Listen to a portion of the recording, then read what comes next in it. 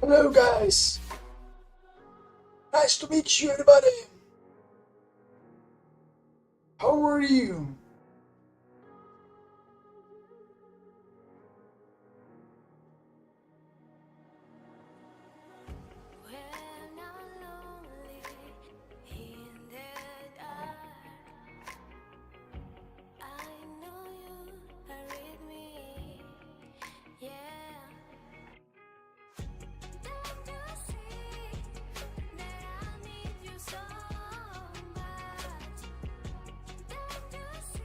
Купили у меня чертежи нубские, которые у меня не прошли. Hello guys.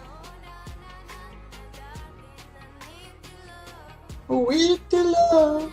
La, la, la, la, la.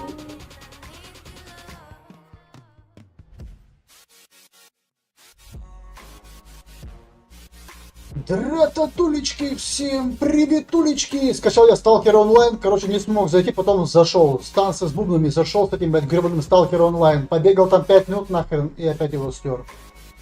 Такая скукота в этом Сталкер онлайн. Stay out. Они типа переобулись, они теперь не Сталкер онлайн. Они теперь stay out. Out. Короче, субтитры, ребята, не работают на ютубе, как бы вы ни хотели. Субтитры не работают на ютубе. Английские работают, переводишь на русский. Шиш тебе. Но, допустим, есть Стиви Би тот же. Во-первых, когда ты смотришь, читаешь, он там мельтешит, это неудобно. Поэтому я придумал такую штуку. Там можно сделать как? Нажимаешь 3 точки внизу, показать текст, и Google Chrome переводит вам, и вы можете спокойно прочитать весь текст. А зачем? Это долго, буковки там маленькие, читать весь чат в таком столбике, это не очень удобно. Да, можно скопировать, опять это лишнее действие и опять напряжение зрения. Напряжение зрения. А я что сделал? Я скачал Яндекс браузер, запустил, нажал кнопочку и автоматический перевод на русский голосом. Сиди, кайфуй, слушай, не хочу. И все.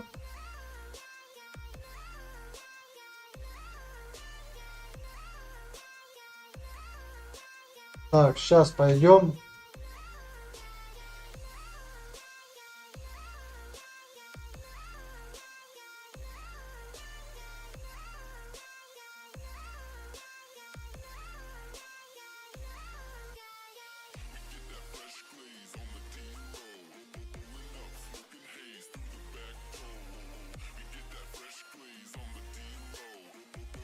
А вот интересно, написано руководство по сбору урожая.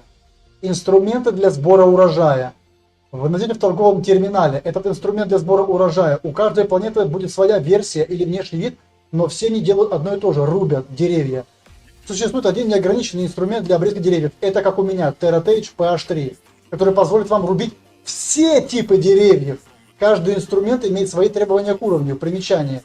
Если вы используете более низкий инструмент на более крупном дереве, вы получите только максимальный уровень древесины для этого инструмента. Минимальный уровень 0, TerraTage 1, TerraTage 2 и жнец TerraTage 3. Но есть 3 вида дерева. Маленькое дерево, большое и огромное. То есть маленькое дерево вы получите предметы при сборе небольшого дерева, стружка. А вы получите эти предметы, если будете рубить большое дерево, собирая большое дерево с помощью правильного инструмента, стружка, доска лунного листа. А еще есть доска длинного лунного листа. Ага. Но там не всегда хуг становится длинным. И обрезаемые деревья обычно отображаются с тонкой синей подсветкой вокруг них. Это не так.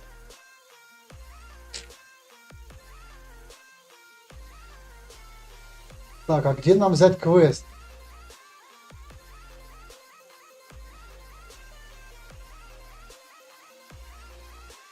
Ой-ой-ой. Нам далеко плыть.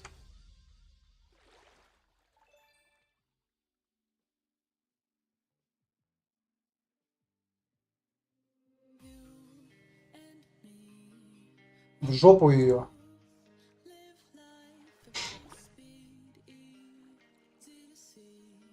Пока на ВК-плее никаких, ребята, событий не наблюдается. Пока на ВК-плее никаких событий не наблюдается, и поэтому как бы на ВК-плее, как вам удобно, там, где вы можете смотреть. На данный момент на ВК-плей ничего не наблюдается, там пока зрители не особо как бы приветствуются, потому что нет никаких событий, чтобы требовалось ваше присутствие. Так что где вам удобнее, на Ютубе, на Твиче или на ВК-плей, вы можете смотреть, как вам нравится больше. Чат, в принципе, с ВК-плея не виден, а чат с Ютуба и с Твича виден на экране ваших мониторов. Так что, ребята, если вы хотите какую-то дополнительную информацию получать, а не просто проводить время свое, а как бы, да, повторением отвлечения, выбираете Яндекс браузер, включаете YouTube и нажимаете кнопочку перевод. Все. Вы занимаетесь своим делом, и на фоне вы слушаете как радио перевод иностранцев, там связанных с энтропией. Очень, очень удобно. Это даже лучше, что они в этом плане субтитры убрали, хоть глаза не портятся. No! Oh my! Вы это видели? Как так? Как же так? О, он на вас смотрит, смотрите, прямо вам в глаза. Нифига себе. Вот это был полет навигатора. Ну, это как угодно. Можете на ВК оставаться. Кто-то на Твиче. Но, в принципе, кто на ВК сидит, он так и так будет смотреть, он будет видеть комментарии. Если... Да ё-моё! Я не успел спуститься и уже сдох. Тот будет видеть комментарии с Твича и с Ютуба. Это удобно. Некоторые делают стримеры, некоторые не делают. А кто, допустим, у СЗН нету такого, да, чтобы вы видели Twitch чат или YouTube чат. А я сделал это, чтобы удобно было для тех, кто на ВК.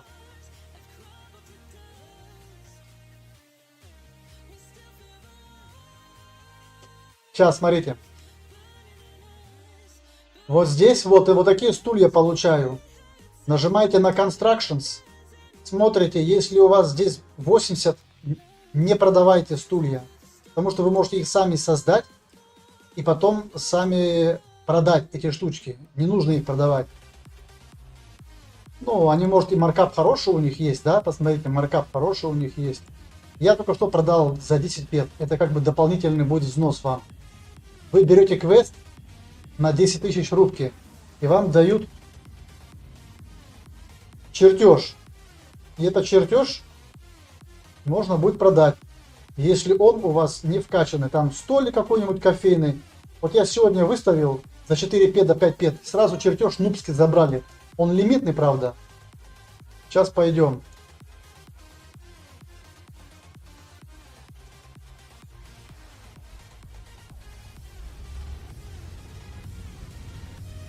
Я не смотрю нубов, которые играют в плюс там или не плюс. Мне вообще до лампочки. У меня просто есть люди, которые уже 3-4 года, 5 лет в игре. И они просто знают уже какие-то нюансы интересные. Но они на английском языке. А так как субтитров нету на английском, выключили, я не знаю. Я вот вроде... Я научился свои делать буквально за 1 минуту. Я могу субтитры добавить на английский. У меня есть сайт, который переводит блокнот с современными метками и переводит на английский язык, я его загружаю, но его не видно. Его, к сожалению, не видно. Я сейчас написал администратору Next Island, чтобы он проверил видео мое на YouTube, сможет ли он увидеть там у себя английские субтитры мои или нет. Так что вот так вот. Английские субтитры я вижу. А русский я не вижу, не могу перевести. Ну, с другой стороны, хорошо. Когда не стримишь, включаешь как радио, Яндекс браузер, и английский язык автоматически тебе искусственный интеллект переводит. Очень удобно. Будем наполняться знаниями, так сказать. Hello guys, welcome to Angel Universe. Ребята, я вот прочитал специальную штуку, что оказывается вот эта хрень, смотрите, у него написано, что Макс Вуду, то есть Макс.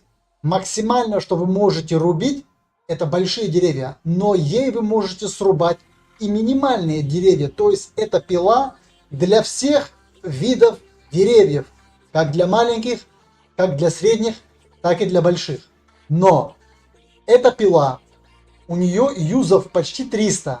290 там с чем-то, по-моему, если не ошибаюсь.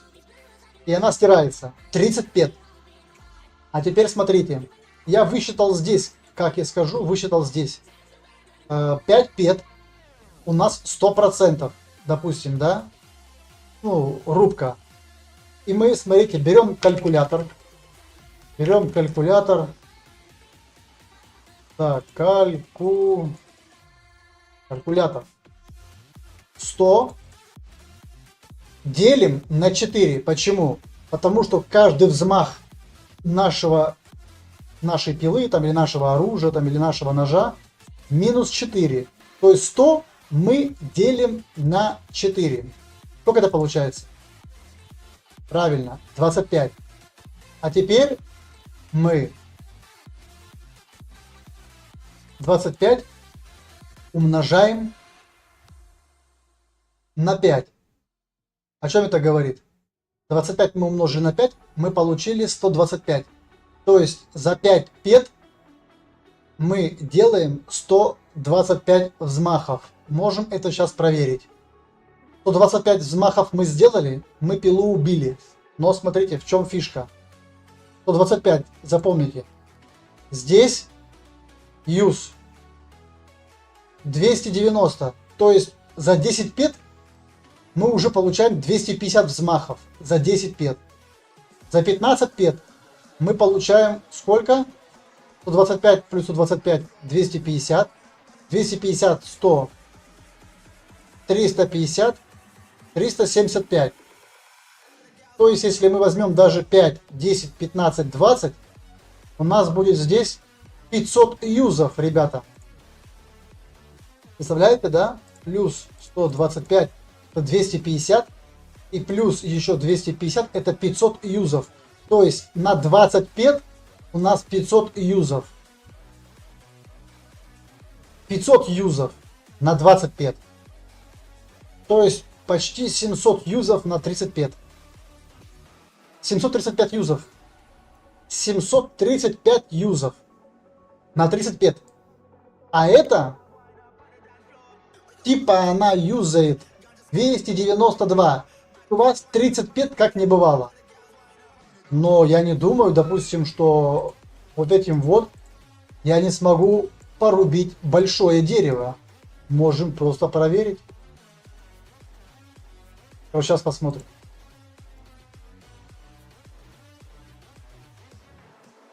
Сейчас посмотрим. Так, что у нас по работе? Пока ничего нету. Ну, ладненько. Я как бы особо стримить нечего. Пока у меня идет небольшой просто прирост скиллов. Был 500 анализиса. Смотрите. Сейчас покажу.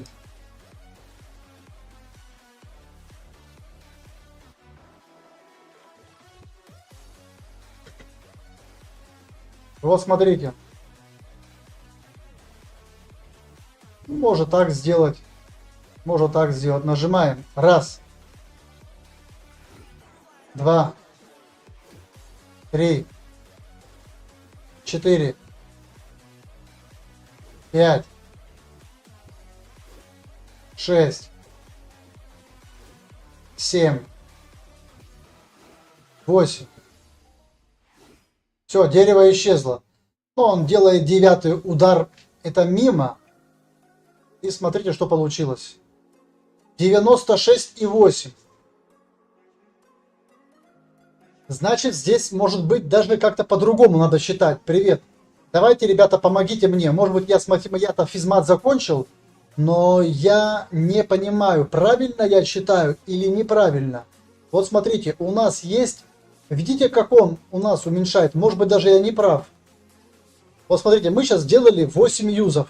Мы с вами срезали дерево. Смотрите, у нас 5 пет. У нас 100% как бы, да, идет. У нас осталось 96,8. Давайте возьмем калькулятор.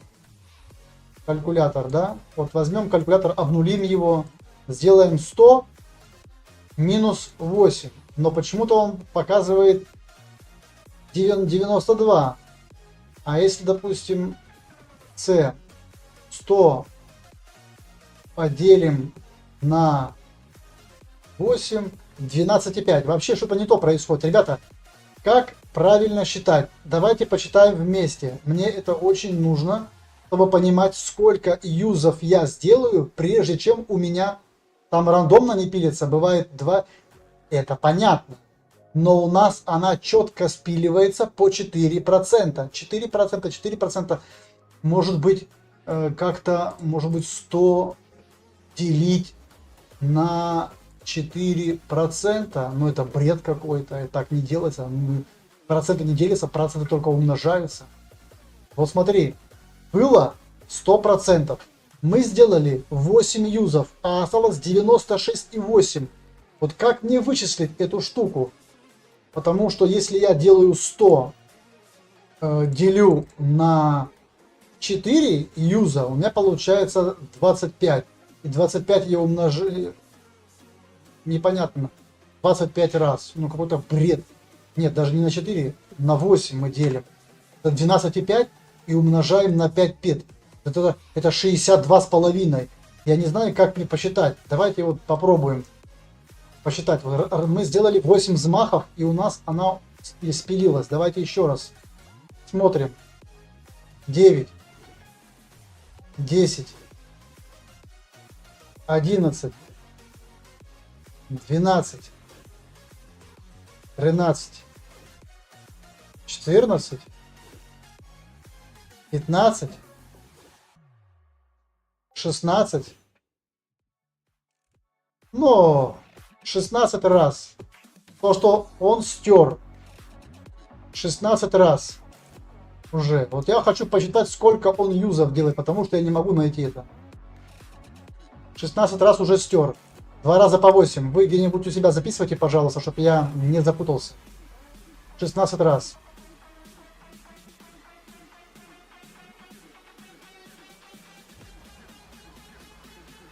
17, 18, 19, 20, 21, 22, 23, 24, 24 раза. Привет. 24 раза, ребята. Смотрите, 24. Читаем дальше. 25. 26. 27. 28. 29. Привет. 30. Смотрите. 30 юзов. 31. 32. 32. 32. Сейчас дальше. Нет. 32. 33. 34. 35. 36. 37. 38. 39. 40. 40. Вот, 40. Смотрите. 40 отнял, у нас осталось 84%. 40 юзов у нас 84%. 40 юзов, давайте я напишу. 40 юзов пилы, 84% остаток. Давайте дальше посмотрим. 40, да? Сейчас будет 41, наверное, да? 41, 42, 43, 44, 45, 46, 47, 48, ну 47 было, 47, 48, 49, 50, 51, 52, 53, 54, 55, 55 он срубил, 55,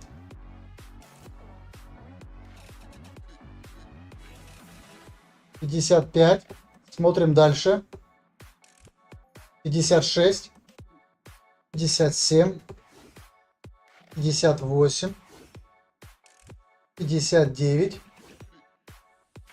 60, 61, 62, 3,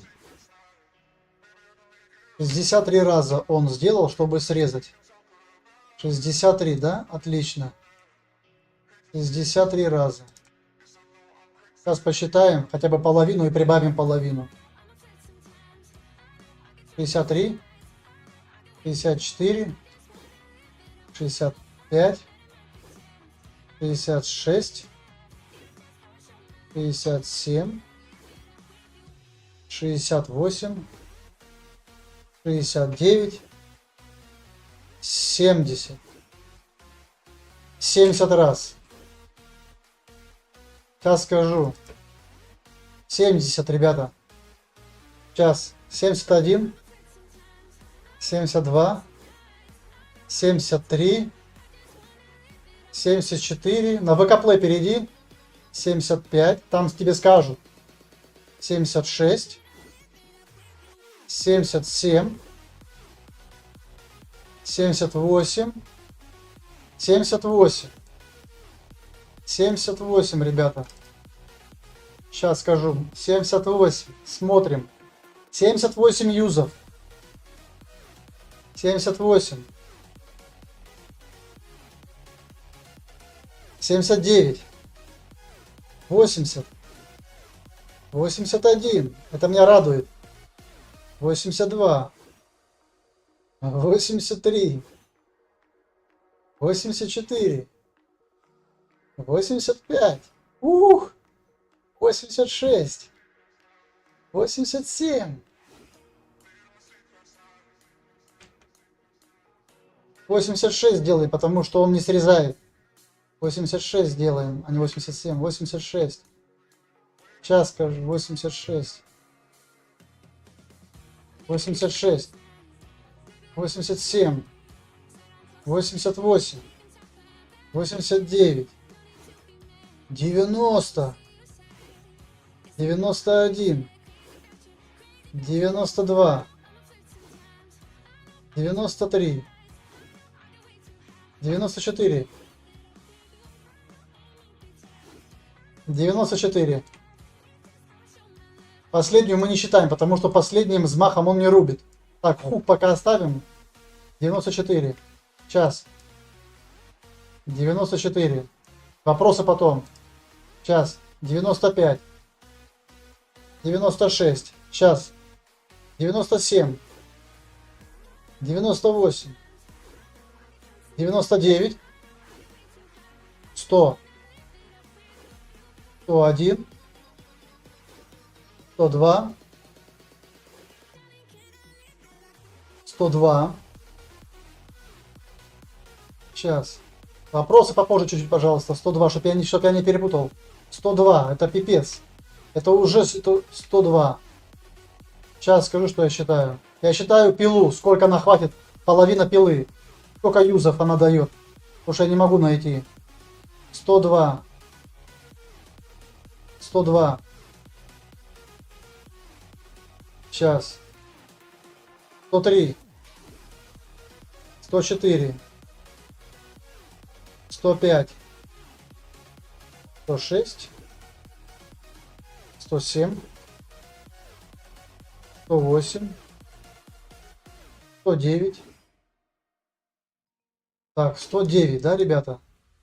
И еще давай пошли. 109. Сейчас мы узнаем, сколько здесь юзов. 110. 111. 112. 113.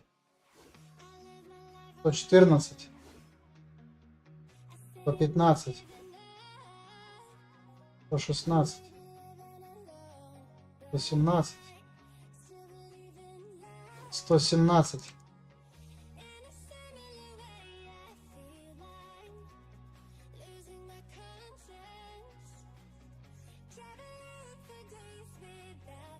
Сто 18. 119. 120. 121. 122. 123. 123, ребята. 123, калькулятор берем. 123 плюс 123. Почти, короче, около 250 юзов эта пила имеет. То есть, смотрите, что мы имеем, объясню. Объясню сейчас. Смотрите. Я понимаю, да, что это анлимная пила 35.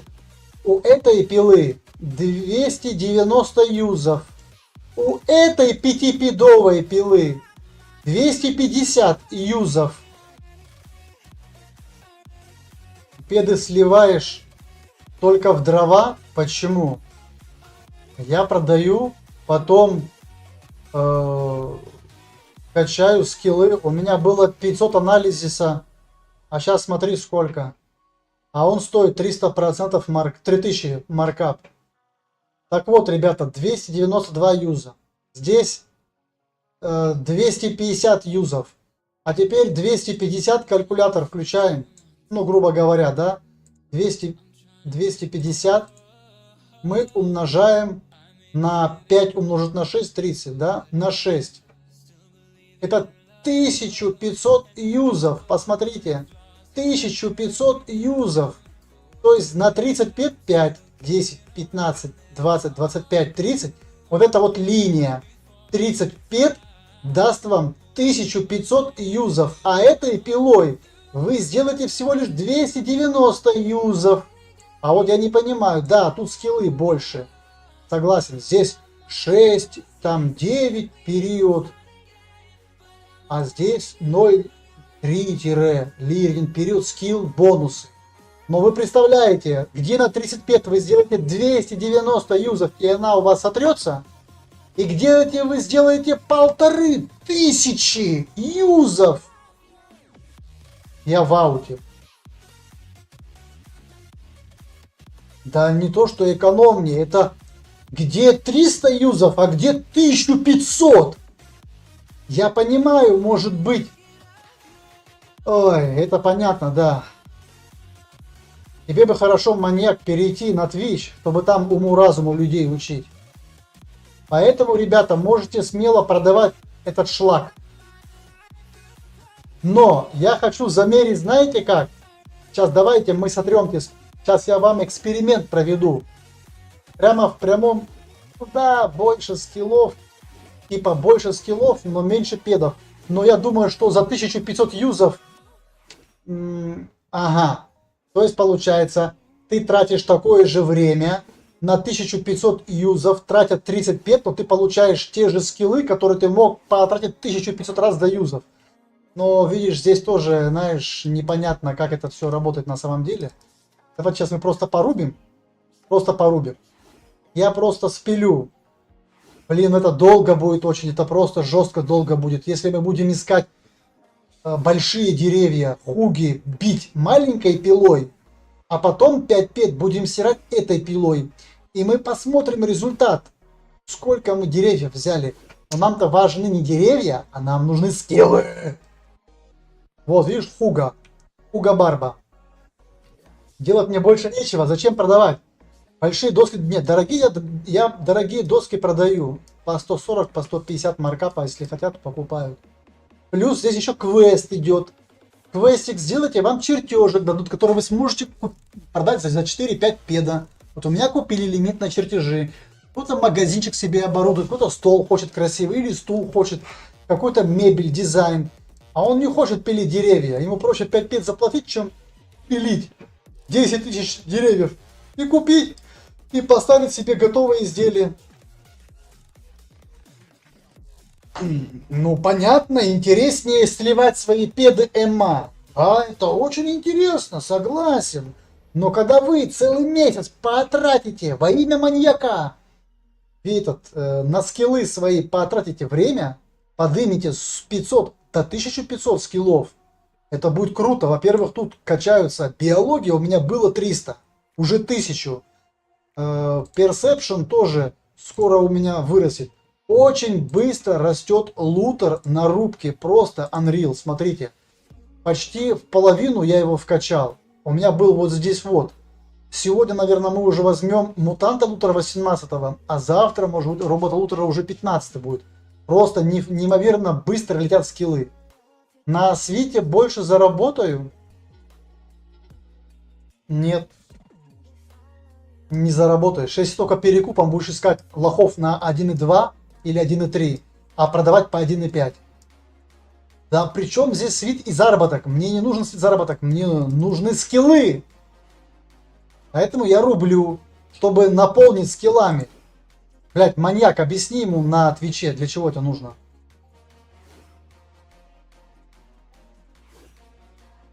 Сейчас мы как сделаем? Попробуем по-другому сделать. О, Тама-мама пришла стримить. Тама-мама. Ну Тама-мама. Сейчас я по...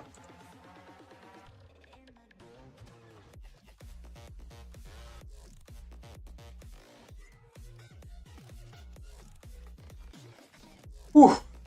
То есть, если я потрачу 300 плюс 300 плюс 300, это 900, 1200, 1500, 5. Это 155 я должен починить, чтобы у меня 1500 юзов было.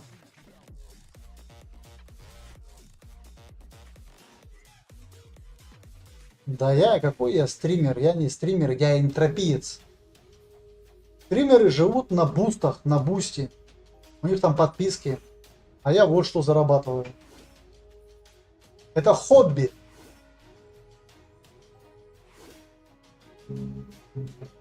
Сазуру 35 это 1003 выстрелов, а у Букина 500 выстрелов.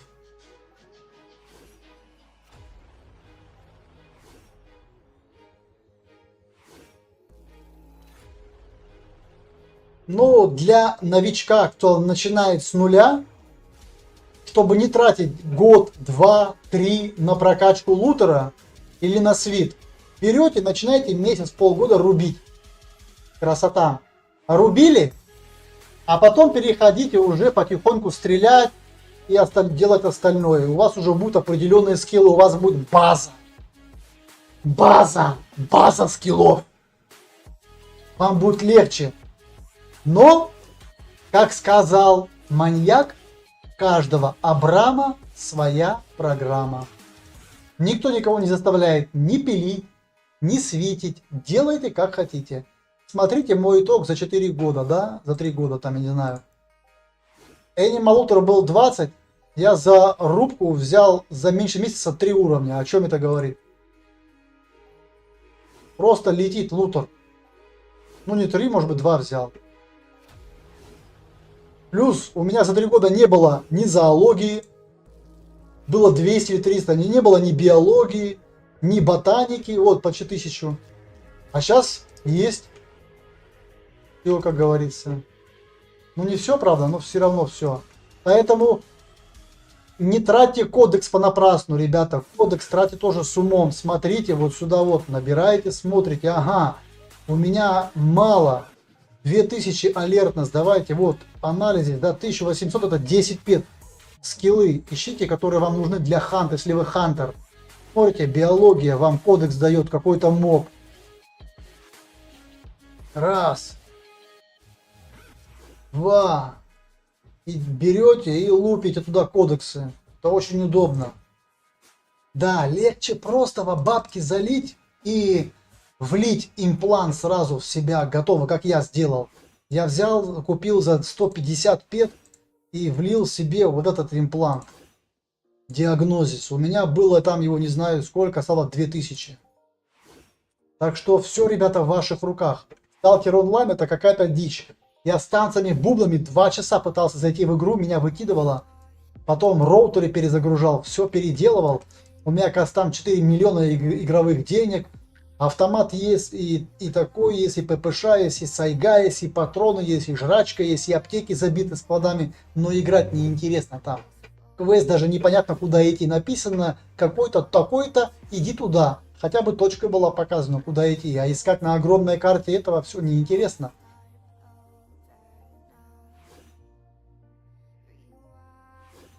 Маньяк. Перейди на Twitch, пожалуйста. Сообщения, по-моему, твои, к сожалению, не видны. На оружии какие скиллы? Подожди сейчас секундочку.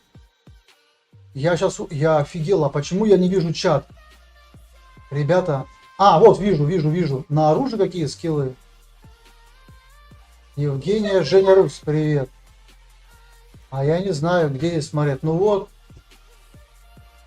скоро будет БЛП, ну, я-то хантер, а я не майнер. Вообще, как по теории вероятности великого Андруса Бирса, есть такая теория, что если вы берете Букина или Барбареллу или ТТ пистолет, вам нужны минимальные скиллы для ханта. Хотя бы 10 пет. Это 1800 поинтов, чтобы у вас было. 1800 поинтов. Это такая теория. Хотя бы, чтобы у вас было 1800 поинтов. Если у вас меньше скиллов, где-то просадка будет. Если на вас нету брони, если у вас нету аптечки, все, игра типа считает минус. Но это такая теория. Но каждый по-своему воспринимает. Так, я не знаю. Давайте мы как сделаем. Блин, как неудобно, зараза. Как же неудобно попробовать попилить. Я вот хочу посмотреть, что мне даст. Давайте мы все-таки что сделаем. Смотрите. Я сейчас на 5 пет, короче, сотру большую пилу, попробую стереть. Она быстро у меня сотрется на 5 пет. И посмотрим мы, какой итог будет с большими пилами. Сейчас я это уберу просто все в казну. Так. Ой, это далеко.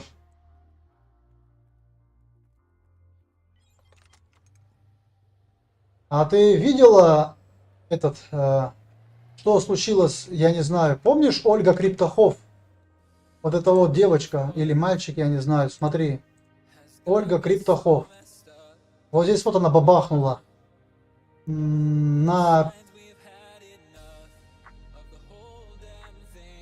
Вот на крафте она бабахнула 51 тысяча пет. 515 тысяч пет.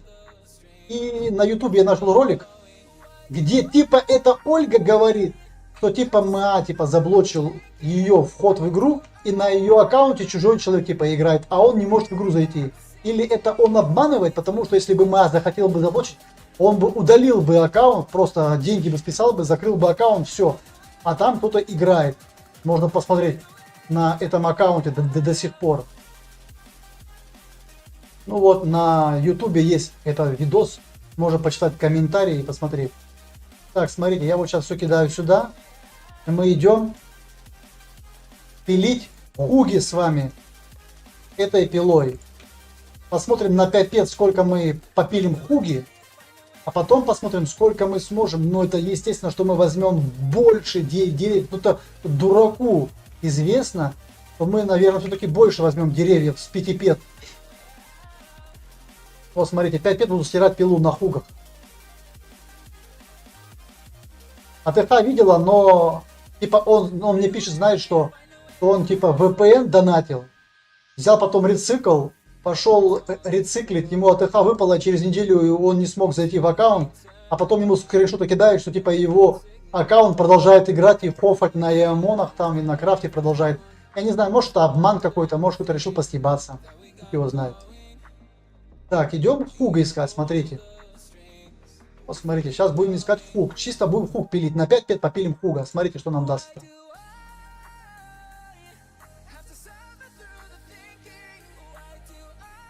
Так, где у нас хуг? Так, это смал. Вот хуг. О, все, пошло дело. Смотрим, как он стирается. О, по 7. А вот сейчас почему-то стер по 3 штуки стирает. Окей. Да, сейчас будет немножко туговато нам, ребята, потому что фуги не везде есть. Прошу прощения.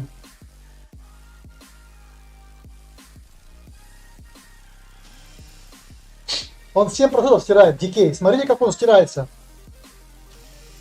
Офигеть.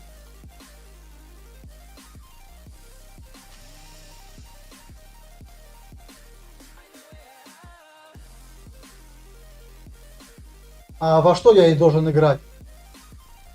А во что? В Киберпанк?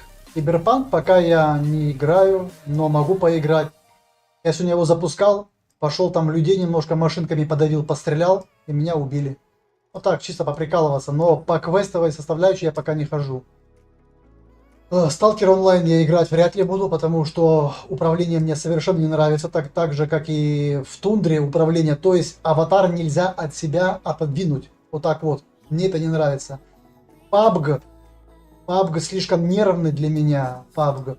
И начинаешь, когда остается 10 человек, у тебя начинает сердечко. А я не хочу лишний раз нервировать свои сосуды. Что еще? Под шансоты и лесоповал. Ну, меня сразу забанит YouTube за нарушение авторских прав. Если только бы на ВК Play я бы стримил бы, то там можно все что угодно делать. Хоть полуголым стримить. Так, куда мы идем? Давайте поищем здесь деревья большие. Вот почему-то, ребята, нету на ВК Play, я не могу увидеть этих. Не могу на ВК Play я видеть комментарии, которые в общий чат у меня идут. Я как бы их настроил. Сейчас мы проводим опыт. И вот Хуг нашел еще один, отлично. Вот Хуг. Хуг? Да. Сейчас у нас сотрется на 5 пет, и мы посмотрим результат. Понятно, что он очень шустро его срубает. Но смотрите, я читал, что этой пилой можно пилить и маленькие, и средние, и большие. Но насчет профита я сомневаюсь, что будет профит. Когда вы сделаете 300 юзов на 30 пет, и когда вы сделаете 1500 юзов на 30 пет, есть разница? Я думаю, все-таки разница есть в чем? Объясню. Пока у вас нет большого количества денег, вам важны скиллы, и плюс вы еще делаете себе оборот. У вас есть стружка, у вас есть дрова, вы можете кидать на кубы. Плюс, если вы рубите длинные деревья, вы просто продаете. Все, профит. Лесоповал. Так, хук, нам нужен хук.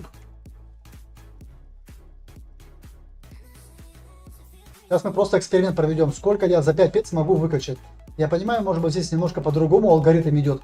Может быть, мне здесь нужно 10 пет качать, а 5 пет той пилой, хотя бы, чтобы было как бы почти равенство в пилении. Посмотреть, какая стружка будет. Ну, мы посмотрим сейчас по ходу пьесы. Сперва возьмем 5 пет и те 5 пет. Но это, по-моему, очень долго будет, и нереально долго. Потому что Хуга очень сложно найти. А вон еще нашел Хуга. Так, Хуг у нас есть, вот. Есть. У меня уже на 180 пет и еще нанокубов. Я не знаю. Но с другой стороны, это очень удобно. Во-первых, когда вы устаете, или у вас работа, или вы просто хотите почилить, вы берете, ставите на крафт, включаете какого-нибудь иностранного стримера на Яндекс браузере, включаете искусственный интеллект и слушайте тихонечко перевод и мотайте себе на ум. Ребятульки, смотрите, я вам сейчас дам ссылочку в чат. Так, но там, пожалуйста, не чудить. Вы можете попросить у меня доступ открыт. Вот этот вот. И можете сами изменять, если хотите дополнять информацией. Можете сделать свои разделы, допустим, свой ник, какие-то разделы сделать. Сейчас я и на YouTube тоже скину, и на ВК Play скину. Сейчас на ВК Play тоже скину чат.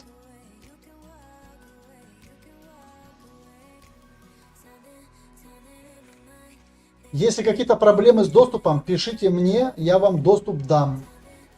Потому что, по идее, вы должны зайти на Google и посмотреть информацию и можете дополнять. Только, пожалуйста, ничего не стирайте. Просто дополняйте. Интересно, что если там вы понимаете, что информация неправильная, вы можете ее исправить. И все. Но только не удаляйте, пожалуйста. Она у меня есть в Excel, в папке. Так что, если что случится, как бы я всегда могу подправить ее. Но смотрите, если вы что-то случайно удалили, вдруг случайно удалили, Ctrl-Z вам все вернет на место. Надеюсь, у вас видны мои ссылочки. Вы можете по ним перейти, посмотреть. Это всю информацию, которую я надыбал на всех. Я первый файл потерял, мне пришлось все заново делать. Если кому нужны какие-то интересные ссылки, как сказать, интересные ссылки, тоже могу показать. И в Discord, если бы потом дать Discord, то все в Discord бы зашли, я просто все ссылки мог бы выбросить туда, которые у меня есть, просто поделиться со всеми русскоязычными, кому интересно. У меня дохера ссылок по всему, и это очень большой объем информации, поэтому я туда как бы редко вставляю, просто чтобы не забыть. Ну, ты включаешь на Яндекс браузере видео на YouTube, и у тебя появляется кнопочка, перевести, говорит, типа на русский, да. Я нажимаю да, и заглушается основной звук английский, и начинается русский. И просто кайф, не нужно портить вам глазки, не нужно бегать за этими субтитрами.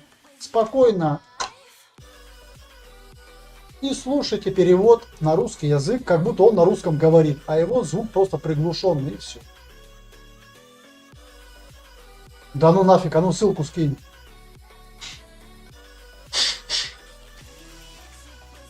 Да пофиг, пускай раскрашивать, ее забанят и все. Типа скажут, это боди-арт.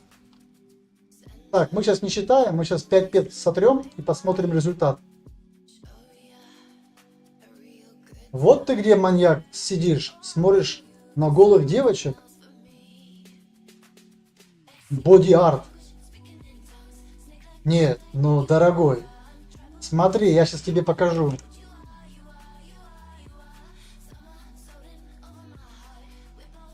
Значит, надо тебе... Вот смотри, как работает...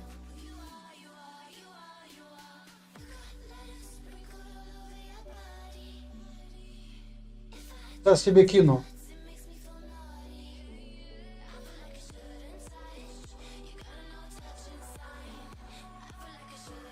Вот, почитай, посмотри.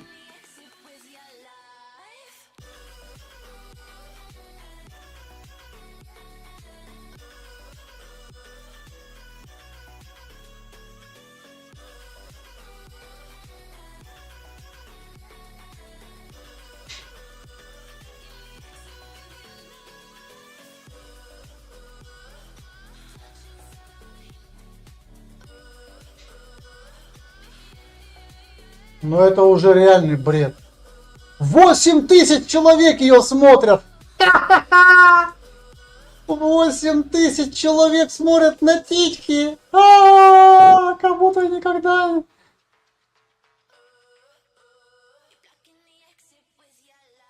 Восемь тысяч человек смотрят на титьки голые. Офигеть. А что там смотреть, да? Что там, бедные сиськи? Что такого? Как будто Америку они открыли какую-то. Сейчас ее забанят, наверное, и все. Ну или не забанят, скажут, типа, боди-арт, типа, искусство разрешено.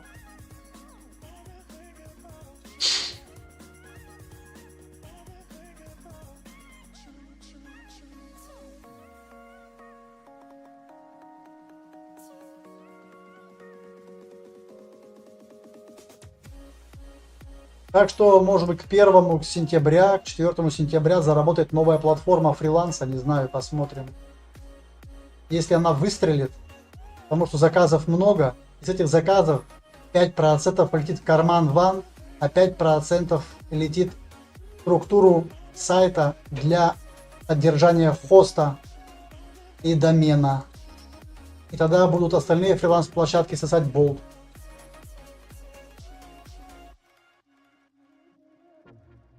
9 тысяч уже, да, пускай смотрят, боже мой. Мне смотреть там не интересно. Что там, сиськи не видел, что ли? Ну, лучше пусть это смотрят, чем всякие войны и убийства. Лучше пусть это смотрят. Лучше пусть смотрят нечто хорошее, доброе, позитивное. Ну, конечно, нормальная девочка не будет выдавать свои прелести на всеобщее обозрение, а ненормальная, да. Но если ума нет, что делать? Читай калека. Так, смотрим результат. Сейчас будет результат смотреть. 5 пет мы стираем. Здесь смотрим, сколько у нас получилось стружки. И сколько у нас получилось этого. Но ясен пень, что здесь стирается она быстрее. Нам нужно найти Хуга. Хуга Барбу. Там взрослый контент. А, ну все. Теперь можно, наверное, скоро и письки показывать будет, да? Совсем с ума сошли. Да. 8 тысяч. Где смотрим? А что смотреть? Ой, боже, да. Насколько люди эти... Ого, а что такое? Это кто там? Кто это облегчился ночью, когда меня не было здесь? Да, тяжеловато. Каждый зарабатывает как может. Но не таким же вульгарным способом. Ну, мозгов нету, чтобы зарабатывать. Приходится оголять тело. Видимо, так. Лол. Ребятульки, благодарю. Если у нас будут баллы, у нас баллы будут тоже на ВК Play. Если ВК Play будет почаще потом делать какие-то премии для стримеров, с этих премий будут выделяться сумма или на педы вам, или на розыгрыш каких-нибудь клавиатур механических или мышек механических. Но это не все сразу. Надо подождать, пока немножко ВК Play развиться. А меня за что? Меня никто не может судить, а я могу судить всех. Знал об этом? У меня такие полномочия есть.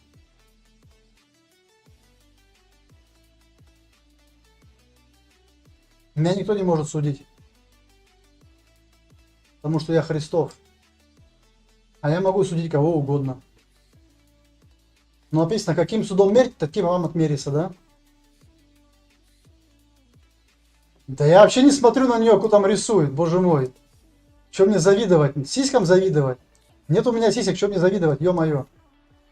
Это ж груди женские, боже мой, что там смотреть? Это Twitch пускай занимается своими делами. У нас свой контент. Так, где у нас Хуга Барба? Так, ладно, пойдем дальше. Мы пока делаем эксперимент. Хотим посмотреть, сколько у нас высыпет на 5 пет.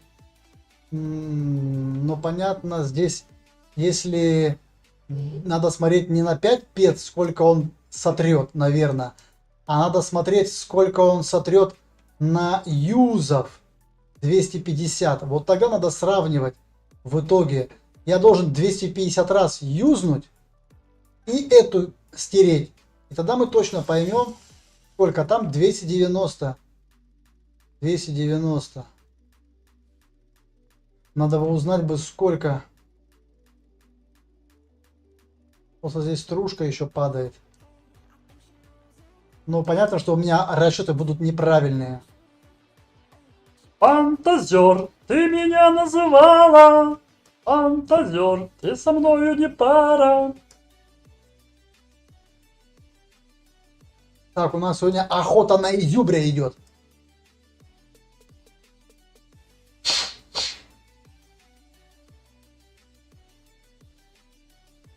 За невыполнение обязательств исполнителя, указанное в настоящем соглашении, заказчик оставляет за собой право приостановить данного действия соглашения. Все расчеты с исполнителем за проделанную работу по незавершенному проекту платформе с учетом упущенной выгоды, репутационных и материальных потерь заказчика будут определены в дополнительном соглашении в течение 30 календарных дней после запуска платформы, благодаря привлечению нового исполнителя. Так что все серьезно, ребята. Кому интересно. Дизайнеры, welcome. Теперь не буду с вас сдирать 3 шкуры в виде про аккаунтов и всего остального. Так, ладно, я занимаюсь херней, наверное, как обычно. Потому что, чтобы здесь получить результат по большим деревьям, во-первых, это надо просто чисто охотиться на большие деревья, и тогда мы увидим результат. Ну, мы смотрим, смотрите, 1,25 стружки и 1,86. Ну, просто самому интересно, сколько с 5 пет у меня выйдет. Просто самому хочется посмотреть, именно когда ты хук пилишь этой пилой, и когда ты будешь, допустим, мелкие деревья пилить этой же пилой, сколько у тебя стружки выйдет и деревьев. Вот то тоже интересно. Ну, это надо по отдельности мне посчитать. А так, конечно, долго, тяжело. Ой, прямо.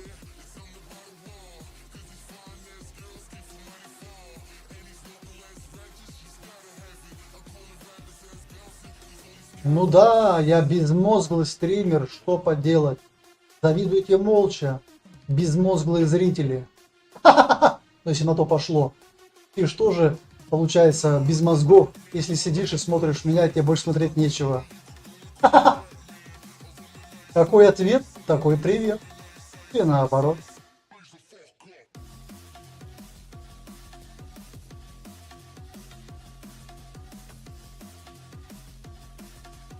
В отличие от дураков, я свои сиськи не показываю.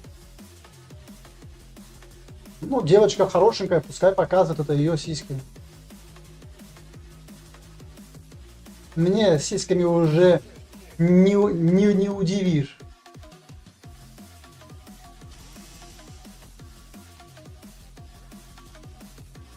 Так что не переживайте, все нормально. Всем отличного настроения и хорошего дня. А мы продолжаем экспериментировать, так сказать, древесным. Ой!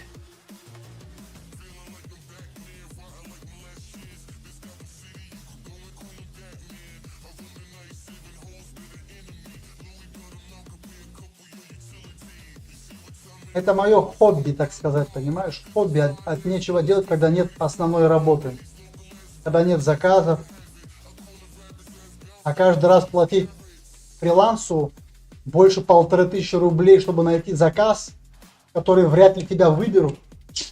Такое себе удовольствие. Лучше 1500 закину на казино куда-нибудь и покручу там по 5 по 10 рублей.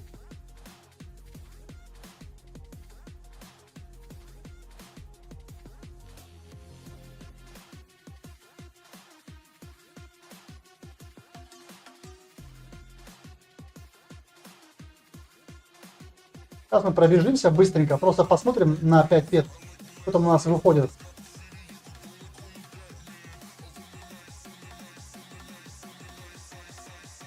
Чисто пока эти длинные доски хочу посмотреть. Каков результат. Поэтому стрим сложный.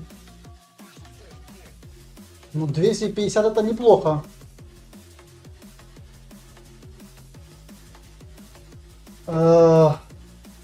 Нарисованы разных видов, доски выпадают разные. Они отличаются. Маленькая доска, средняя доска. И маркапом они отличаются. Видишь? О, выросло как, смотри. 160, ну, короче, можно спокойно за 150, 170, 180 маркапом продавать длинные доски. А другие доски особо не котируются. Я их кидаю в этот. Я их кидаю в нанокубы. Потом нанокубы или продаю, или кручу. И эксплозивы по 103% у меня выкупают. Осуждать человека, который ничего плохого не делает, зарабатывает деньги, это низко с твоей стороны. Как он ничего не делает? Он свой храм Божий выставил на всеобщее обозрение, когда написано, что христиане должны быть скромные, и пусть ваша, говорит, красота будет не внешнее плетение волос, а внутренней красоты человек. Она просто делает аморальные вещи, вот и все. Представляешь, твоя жена, да, или подружка будет так же делать. Тебе понравится? Я думаю, нет. А если понравится, если ты мудак? Не, я понимаю, если боди-арт, есть такое искусство, боди-арт, я ничего про него не говорю. Но не в таком же масштабе.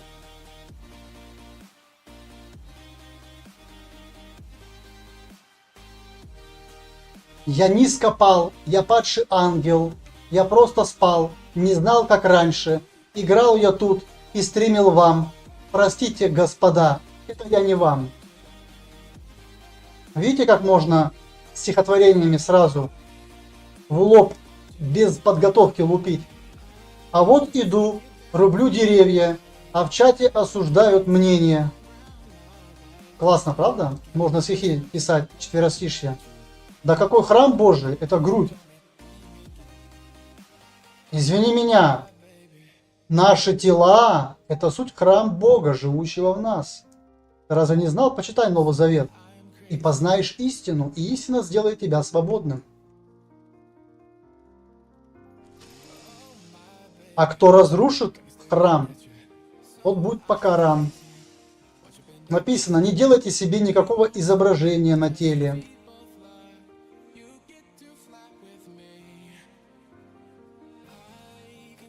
Зачем выставлять храм на всеобщее обозрение? Надо быть скромным. Он призывал нас к скромности, Иисус Христос, правильно? А не выпячивать свои титьки. Если тебе что-то не нравится, дорогой, ты можешь пойти дальше и найти того, кто тебе по душе. Мы же здесь никого не заставляем. У меня такие взгляды и принципы. Кому-то они нравятся, кому-то они не нравятся, но я сужу по Писанию, ни больше, ни меньше. Это не я придумал. Так заповедал нам Господь.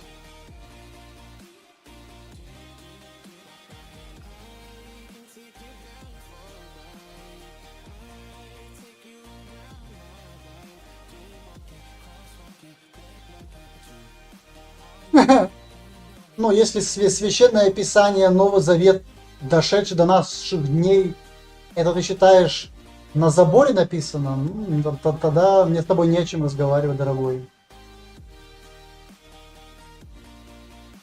Значит, ты не веришь в силу Господа нашего и Спасителя Иисуса Христа, который есть образ Бога невидимого? Не переживай, я вне конфессии, я вне религии, я одиночка. Но одиночка тоже у меня есть. Те, кто разделяет мои взгляды, но их очень мало. Узок путь, ведущий в жизнь.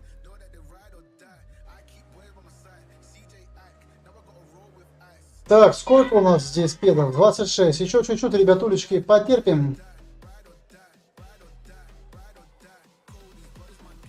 И будут гнать вас, и ненавидеть, и всячески злословить за меня. Но претерпевший до конца спасется. Ну, естественно, он же дал заповедь: возлюби ближнего, как самого себя. Одна единственная заповедь, дорогие мои ребята. Хотите жить в мире и в согласии со всеми? К сожалению, в нашем сатанинском мире этого не получится, пока дьявол не будет повержен. Поэтому терпите дальше. Терпим дальше.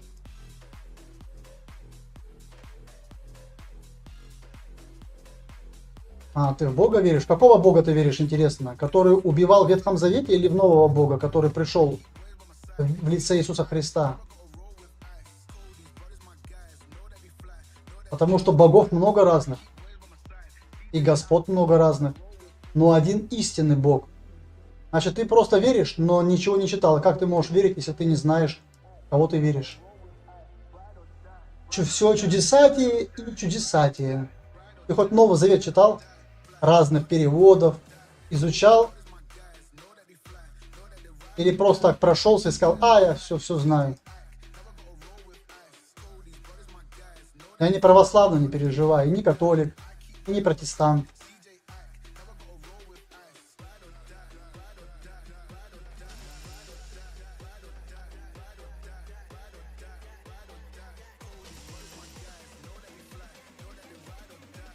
Амен. Это ты прав. Един. Но не пиши, что в трех лицах. Потому что такого в Писании нигде нету. Единый, да, истинный, единый, невидимый, но в духовном мире видит ангелы образ Бога невидимого, это Сын Иисус Христос. Так что можно сказать, что я и Отец одно, как он сказал. Самого Бога Духа никто никогда не видел и видеть не могут. Никто, ни ангелы, никто. Никогда не увидит. А вот видят только образ Бога невидимого, но не до всех это доходит. То Иисус Христос есть образ Бога невидимого. То есть образ невидимого Бога это Сын. По этому образу был создан человек. Но человек не может попасть в Царство Божие, не умерев именно в данный момент. То есть, если ты не умрешь, то ты не сможешь получить духовное тело, которое уже будет нетленное, и над тобой сила смерти ангела не сможет уже иметь никакого, как говорится, никакой власти. Ты уже будешь вечный в новом теле. Написано, все Писание богодухновенно и полезно для научения и для наставления в праведности. Если ты этим словам не веришь, тогда опять как ты можешь верить в Бога? Бог века сего дьявол, поэтому в мире творится такая лажа. Убийства всякие осуждаем, да, войны, насилие. Потому что в дьявольском мире мы живем. Я все это прекрасно знаю, ничему не удивляюсь. Я жду, когда придет конец этому миру. И увидел я новое небо и новую землю, ибо прежнее небо и прежняя земля миновали, и моря уже нет. А поэтому до этого момента мне нужно как-то убить время, правильно? Каким-то способом.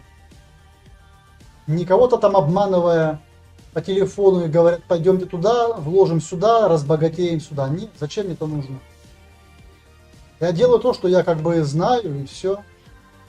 Но никого не призываю повторять за мной, потому что каждый выбирает свой путь. Я могу лишь направить.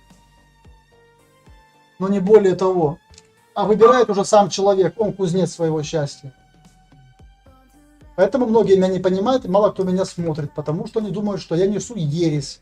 Потому что для погибающих ушей это как запах смертоносный для них. Они не могут его вынести, поэтому не слушают меня. Но я ни своего ничего не говорю. Я все свои слова могу подтвердить Священным Писанием. Кто доверяет Священному Писанию, тот поймет именно Новому Завету после деяний апостолов.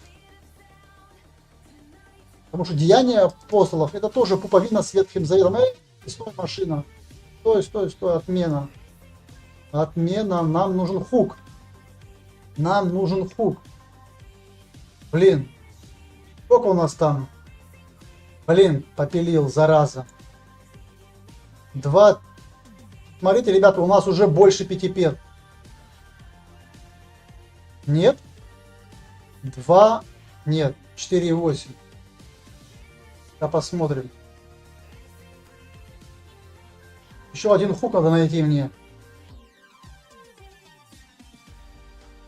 В действиях человека не виноваты сами люди, а виноваты бесы и демоны, которые за ними стоят. Потому что Павел предупреждал. Наша война христиан не против людей, не против плоти и крови, но против духов злобы поднебесной, которые влияют на человеческий разум, которые могут делать человека в состоянии аффекта, он становится. А потом он говорит, блядь, а я не помню, что со мной было. Мной, говорит, что-то руководило. Я бы такой бы, говорит, не смог бы совершить. Поэтому надо быть всегда в трезвом состоянии и контролировать свои действия, чтобы не зашло солнце во гневе вашем.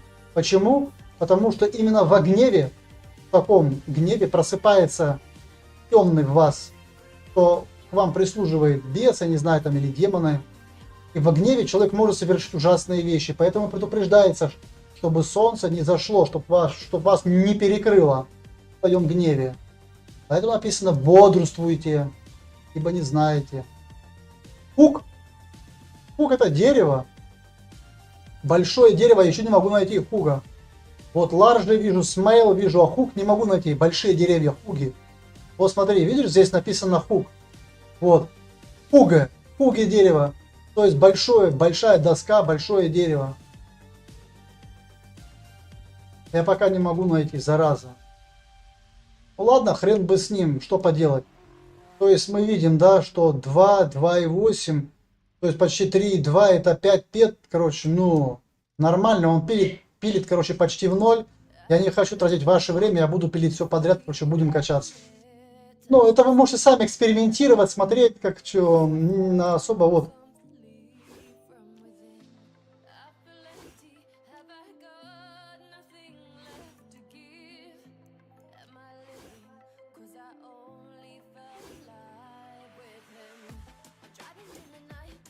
Вам все равно. Короче, будем пилить.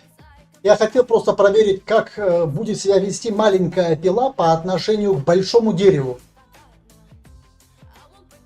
А у них постоянно падают доски длинные. С мелких падают только вот такие доски.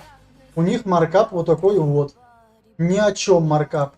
Так же, как и у стружки. Ни о чем маркап. Поэтому он летит в нанокубы. А вот эти досточки, которые длинные, они падают только с хугов. Здесь может быть найти, я не знаю, на какой-то планете поляну с хугами, и вы будете в плюсе. И хорошие скиллы будете иметь, и будете в плюсе. Почему? Это вы будете продавать с наценочкой хорошей, а это вы будете кидать в нанокубы и качать крафт. Просто красота. 2-3 выстрела одним. Ну вот я же, видите, в минус я не ухожу. Я купил скиллы на 150 пет. Я купил, потом продал вот эти всякие штуки. И потом у меня было 300 пет. Потом у меня опять я нанокубы крутил целый день. 2 дня подряд крутил нанокубы. Потом у меня купили по 103 эти, как называется, патроны купил человек с Кали. У меня заказал патроны. И я опять пошел, купил 40 этих. Потом еще раз купил 40. А то скиллы у меня растут как... Немножко подкачаю скиллы, потом уже пойду на хант. Пиля маленькой пилой, длинные деревья, посмотрим, какой пойдет прокачки пилы. Ну, знаешь как? Как тебе сказать? Я скажу. 20 пет или 10 пет, это 250 очков поинта. Ты можешь, смотри, как сделать. Купить на 10 пет 2 пилы. 2 пилы купить. Посмотреть, сколько у тебя общих скилл-поинтов, допустим, да? У меня недавно было 120, ребята, у меня было недавно 120 тысяч скиллов. Как я начал рубить, вы смотрите на мои скиллы. У меня было 120 тысяч скиллов. То есть скиллы растут очень быстро. 5 пет или 10 пет скилла, это, короче, я не знаю, сколько там. Ну, короче, много скиллов. Человек сам принимает решение, не надо винить демонов. Демон может направлять, но окончательное решение принимает сам человек. Орден не согласен. Когда ты в гневе, ты находишься в состоянии аффекта. Когда человек находится в стрессовом состоянии, в состоянии аффекта, он может совершить противоправные действия, сам того не осознавая. Допустим, в пьяном виде, да? Или в чем-то еще. А потом проснуться и говорит, блядь, а как я это мог сделать? Да не может быть, я не мог такого сделать. Вот такой, говорит, а потом ты говоришь, что человек отвечает, демон направляет. Демон может тоже, хочет, знаешь, иногда попробовать власть заиметь. Хотя им не разрешено, говорят, воплощаться в людей, или, как сказать, материализовываться в личности, запрещено им, не знаю. Но, может быть, есть те, которые и как бы плевать хотели на этих, хотя вряд ли. Потому что бесы, говорит, веруют и трепещут. Так, у нас не религиозный канал. Если кому интересно поговорить об Иисусе Христе, о Новом Завете, вы можете мне написать в личку, на Твиче, Ютубе, где хотите меня можете там найти, в Дискорд мне написать или на стриме сказать, я хочу после стрима по Новому Завету, я не понимаю, что там, там-то, там, пожалуйста, я вам все объясню по Новому Завету своим языком, я вам ничего говорить не буду, я просто вам буду показывать Священное Писание в любых, каких вы хотите, переводах, и вы можете сами убеждаться, что там есть все, что вам нужно для нормальной, как говорится, жизни. А потом вы сами будете хотеть принимать эти советы Писания вашего Бога, если вы верите в Иисуса, или нет. Все. Я не единственник, я не православный, я не считаю себя... Я перекрещен из православия, во имя Иисуса Христа был крещен. Водное крещение принял и все. Я не проповедник никакой, да, я просто могу объяснить человеку. Просто многие не видят, они не понимают, что такое образ Божий. Они думают, что человек там сидит рядом с каким-то дедушкой бородатым. Это меня вообще просто вымораживает. Это такие бредни пишут порой, что хоть стой, хоть падай. Бог, я говорю, это есть дух, который никто никогда не видел и видеть не может. Даже ангелы не могут его увидеть. А как они видят? Они видят образ Бога, а это Сын Иисус. Вот это и есть Царь царей и Господь господствующих, потому что в нем, в этом образе, обитает вся божества полнота телесна. Он может, Бог, внутри этого образа являться ангелом и показывать себя. Даже написано, показал себя ангелом. Потому что Иисус Христос, Сын, это тайна Божья. Поэтому мало кто о ней знает. Они молятся, верят, там челобитствуют, но вообще не понимают, кому они это делают это все. Поэтому очень жалко людей, которые находятся в таком вот положении. У них глазки закрыты и ушки закрыты. Не хотят они воспринимать то, что написано в Священном Писании. Не батюшку послушать какого-нибудь или старца. А чем мне устал я рубить? Устал, конечно. Я уже ненавижу рубку. Но я хочу довести вот эту вот хотя бы ботанику, биологию и анализис до 10 пет. Потом все. Потом уже буду кодексом доводить потихонечку. Еще чуть-чуть и все. Как раз вот сейчас закончится у нас июль месяц. Сейчас я отойду на секундочку, водички попью.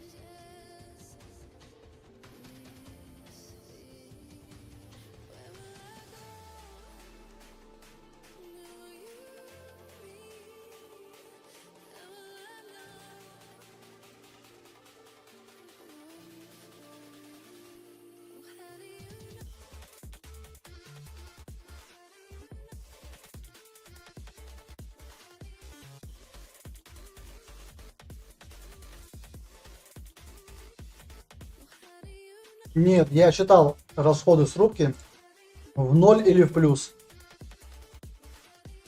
Почти всегда. Я же продал.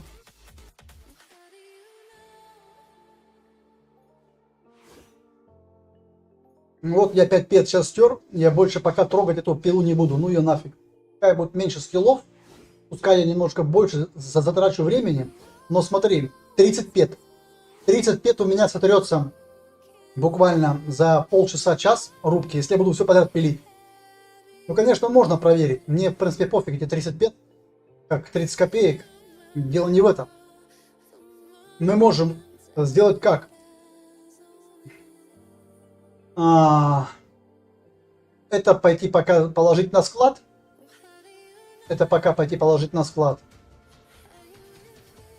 Это починить. И попробовать полностью все подряд порубить. На 35 Pro полностью в нулину стереть. И посмотреть. Вы покупаете только на Калин? Не знаю. У меня кубики покупают. Не, один раз купили на Рактропии, по-моему, купили. Конрад Солорес купил. Ну, Фаливрит продолжает пофать.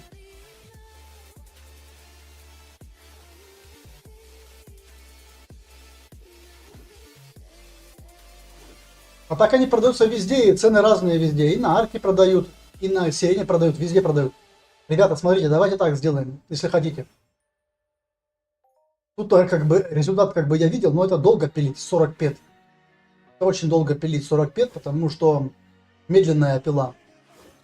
Смотрите как. Мне в принципе пофиг. Пойдемте. Для вас, смотрите. А, твою мать! О, вот видите, куда вы кидаете пробки, смотрите. То есть вы пробки кидаете вот сюда, смотри.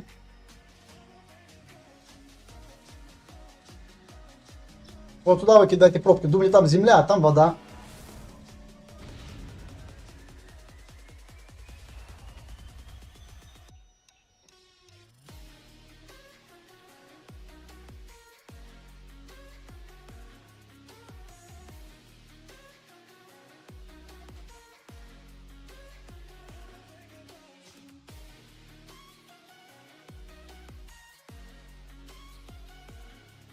Что-то вылезло, что ли? Да, что-то вылезло, ребята. Только я не знаю, где это. А вы видите это? Я не вижу. А, вот она. Мелчеватор. Как раз мне нужно это стереть и продать, чтобы он вес у меня не занимал 2 килограмма.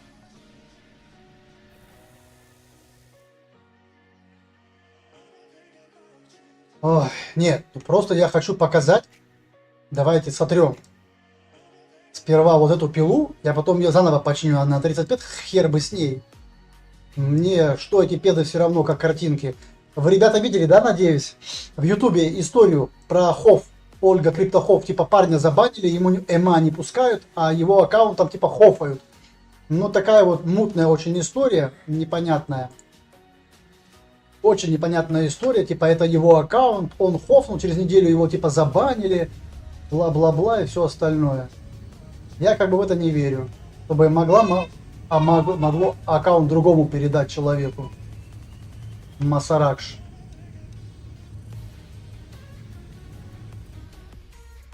Вот смотрите. Смотрите, я чиню ее. Все, пилим все подряд. Похер. Сторож я кидаю в это вот.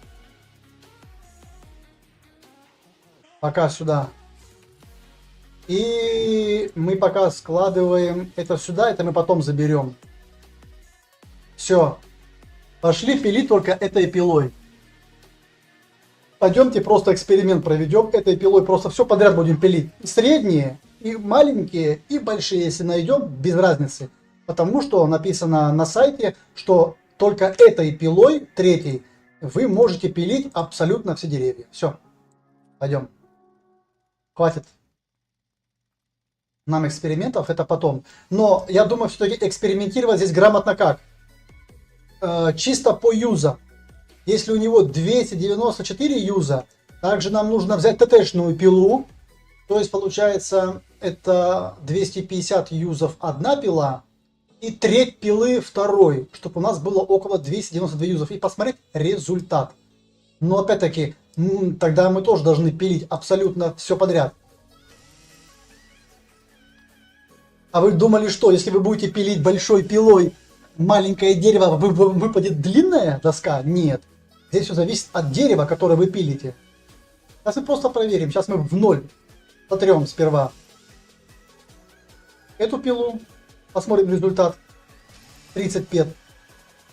Но, как сказать, 35 нам нужно будет 295 юзов, да, сделать. 294 на юза. Ладно, будем округлять до 295. Все подряд пилим, пофиг. Средние деревья там, короткие. Нам нужно стереть 35.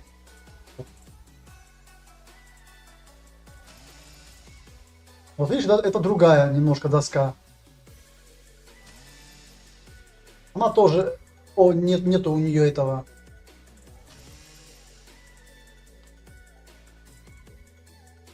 Видишь, когда ты этой пилой, хотя, в принципе, по-моему, это любой пилой можно пилить, и у тебя будут такие пилы. Ну, такие доски будут.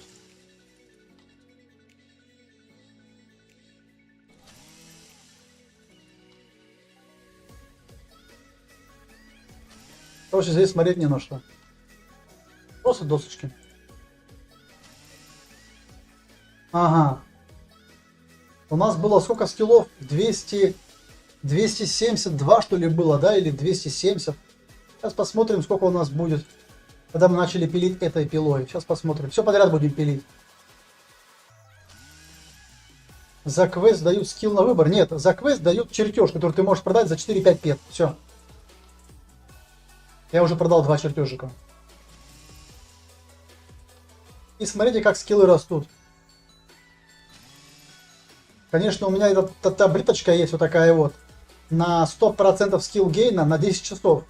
Это нужно мне купить, наверное, на 100 пед ТТшных пил. И пилить. Пилите, Шура! Ну, или просто тупо 150 пет. Выделить 200 пет, чтобы чинить. И вот этой вот пилой пилить абсолютно все подряд. Посмотрим, какой будет результат. Никаких у нас таблеток, ничего нету. Просто голое пиление. Все. Голая рука, так сказать.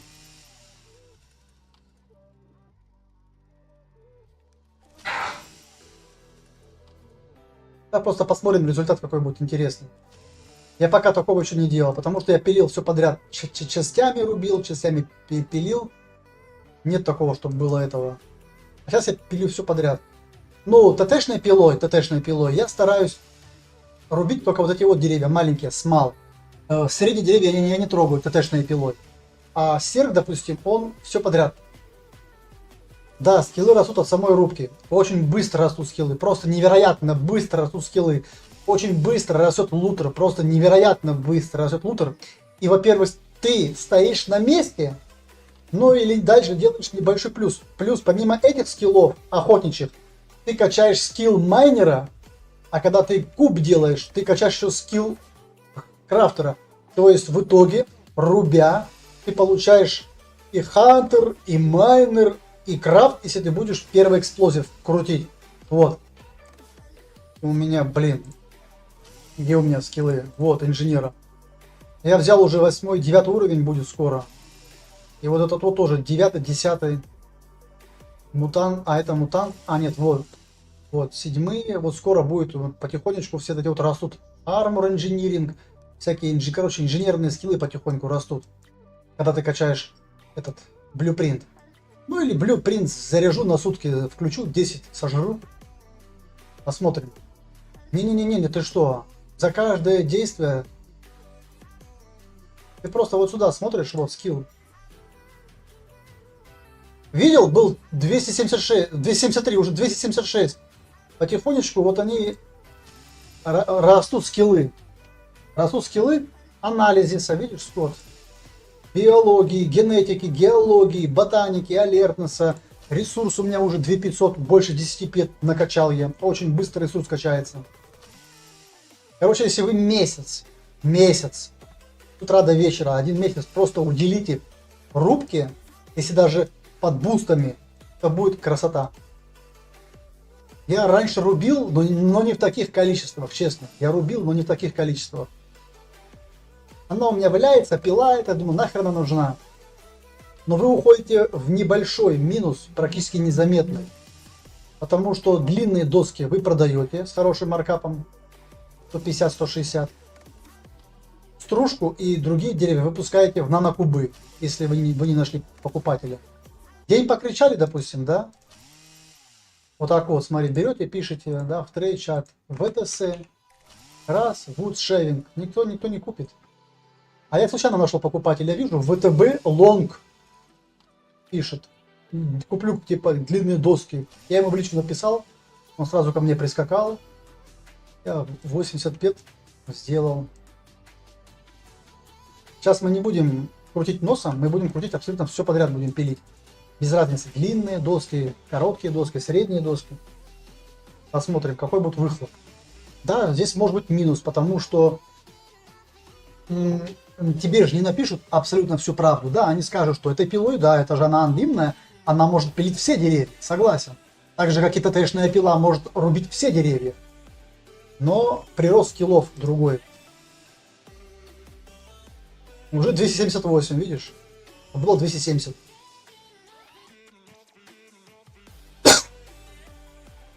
Вот смотри, мы уже 10 пет стерли. Шустро, да? Накачали с тобой уже 6. Не знаю, посмотрим. А можно провести эксперимент, пиля только большие деревья, но это невыгодно. Почему? Невыгодно по времени. Потому что полянку очень сложно найти большим количеством больших деревьев. Геморрой. Поэтому можно найти полянку со средними деревьями. Со средними деревьями много деревьев, со средними. Чтобы кубы делать, нужен чертеж? Ну да. Вот такой чертеж тебе нужен. Это самый дешевый чертеж. Всего лишь 2 нанокуба задействуется. Всего лишь. Это самый первый чертеж. И плюс с него я глобнул в итоге в общей сложности, ну вот сейчас, когда я делал 100 пет, то есть каким образом 100 пет прилетело в итоге, да, в общей, там несколько раз я крафтил, и у меня чертеж увеличился в разах. Это он глобал вот этой штучкой, чертежом в этой проволоке, которая проволоку. Смотри, какой у меня маркап. То есть 100 пет чертежа у меня было лимитного, что можно было делать проволоку. Но почему она взлетела в цене проволока? Объясню. Теперь чинить невыгодно. Теперь чинить стены невыгодно. Очень дорогая проволока. Я вовремя вот эти вот штуки взял у человека, когда он стримил. Ну, для транспорта иногда полезно починить. Я их продаю. Иногда оспин беру со стрима. Вот такой мне оспин дали. Вот. Тоже со стрима мне человечек дает. 25 тысяч баллов твича, и он тебе дает такой оспин на такого. Что еще хотел сказать? Есть второй чертеж. Смотри, с первого чертежа тебе падает чертеж проволоки. Его трудно продать, потому что теперь ресурсы для создания проволоки нужны со всех планет. А это геморрой. Это только уже полуберы там. Или покупай на аукционе, но плати 2 педа за доставку с каждой планеты. Это уже идет наценка. Поэтому подорожали проволока. Подорожала. Здесь крутить самый дешевый вариант. Если ты будешь крутить, допустим, второй куб, он, говорят, минусит. По практике он минусит. Но иногда он может выстреливать шрапнелью. Шрапнелью, что ты можешь делать, шрапнель. Такой чертеж, только можешь делать шрапнель. Это крутая вещь. Там типа можешь сразу хорошо глобнуть. Нанокубы где брать? Нанокубы в ТТ-терминале я покажу. Там есть просто любую вещь кидать. Кроме некоторых вещей, ты можешь все практически кидать на нанокубы. Сразу нажимаешь рецикл, у тебя появляются кубы. Сразу можешь на ночь ставить крафт и идти спать. Все, проснулся, профит. Это стало очень удобно. Почему? Ну, я не один это писал разработчикам. Я говорю, вы испортили крафт. Они говорят, типа, как? Я говорю, потому что у вас нанокубы покупаются за педы, в доступе находятся в трейд-терминале. Они также находятся в трейд-терминале, но ни за что. Ты просто подошел, нанокубы купил, пошел крутить. А теперь ты так их не купишь. Ты только должен что-то поменять на что-то. То есть, хотя бы масло какое-то, да? Которое раньше стоило 100 или 101, там 105. Теперь оно стоит немножко дороже.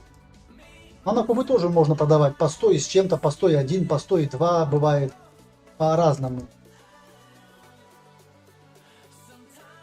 Но я не продаю нанокубы, я их кручу. Потому что нужны скиллы. Если, допустим, все-таки я решу когда-нибудь, все, я не хочу быть крафтером, мне это не интересно, все уже есть, все уже крафтят, уже не догонишь этих крутых, которые там хопают и уже создают какие-то вещи. Я просто беру тупо и сливаю все эти скиллы инженера под ноль. А лишние педы ни к чему, ну, неплохо же.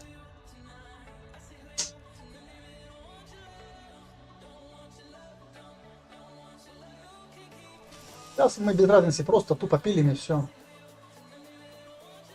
Нанокубы в PvP не лутабельны. Их можно, по-моему, с собой возить, если я не ошибаюсь. Или лутабельны.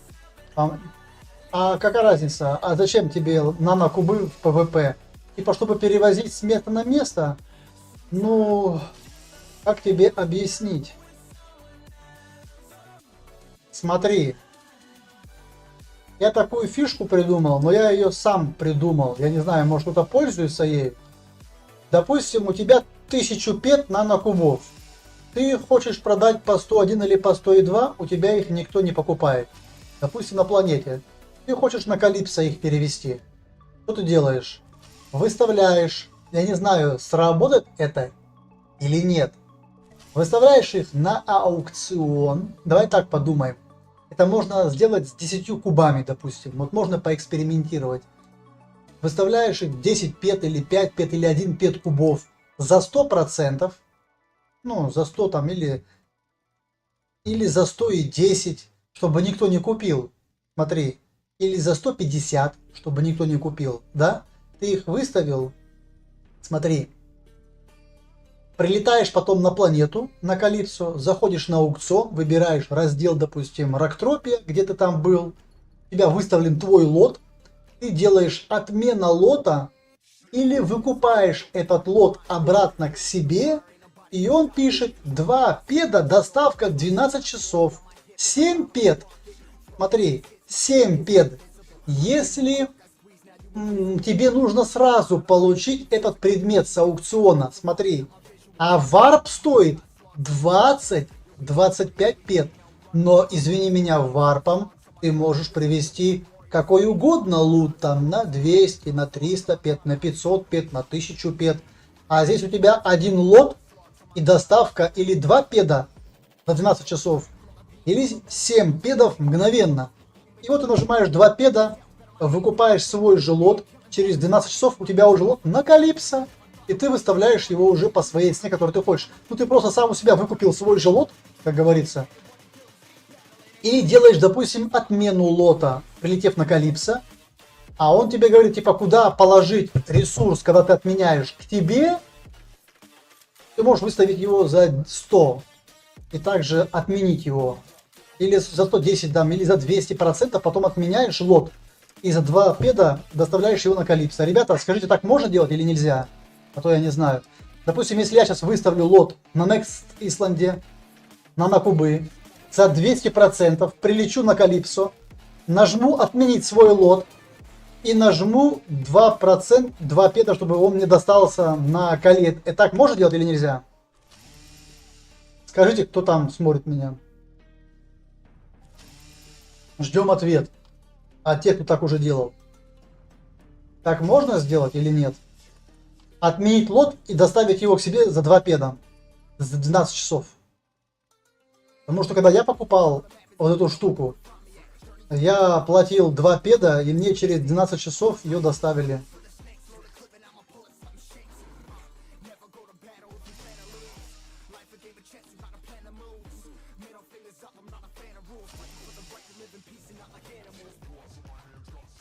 Но этой пилой пилить все подряд невыгодно. Почему? Потому что у вас не будет маркапа. То есть этой пилой долго пилить, нудно пилить. Почему? Потому что нужно искать хорошие доски длинные. Вот эти вот. Они не везде есть, это геморрой, долго ждать. Поэтому не хочу. Поэтому взял ТТшную и побежал. Чик-чик-чик.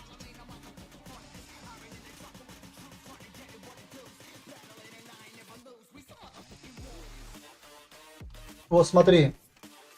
Сколько скиллов было? 273, уже 287 поинтов.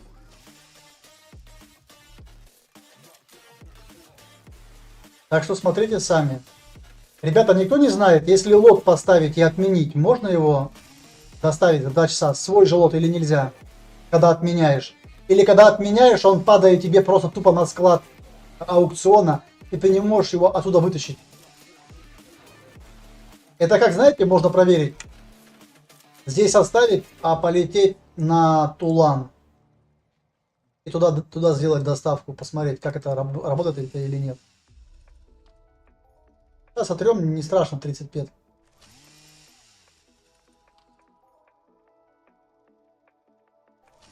Это все равно же будут нанокубы у меня.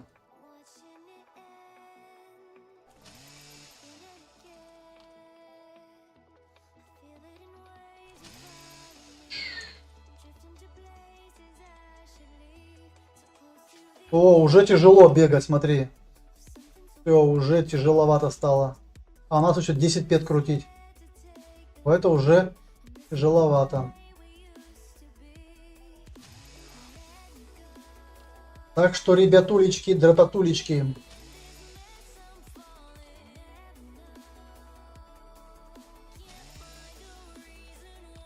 Мы уже с вами срубили 1600 деревьев. Ну, то есть не 1600 деревьев срубили, а просто сделали юзов 1600.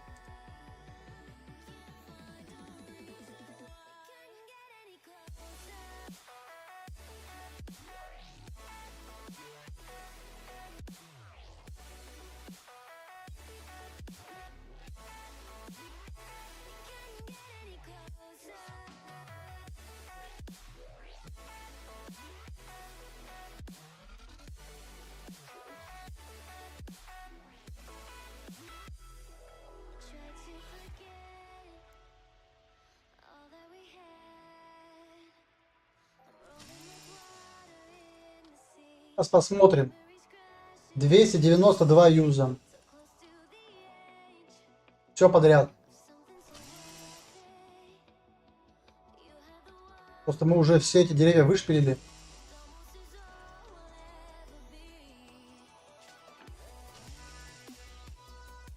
Блядь, неудобно это кресло, зараза.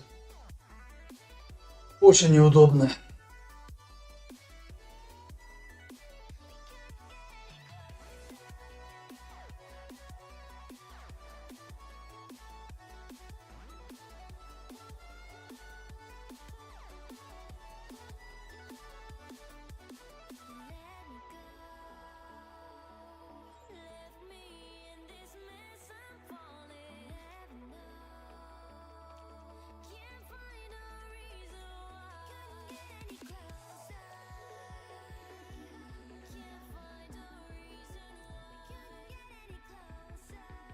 Надо еще это купить. Один, который ездит, большой. Везде смало, везде смало. Будем смало рубить.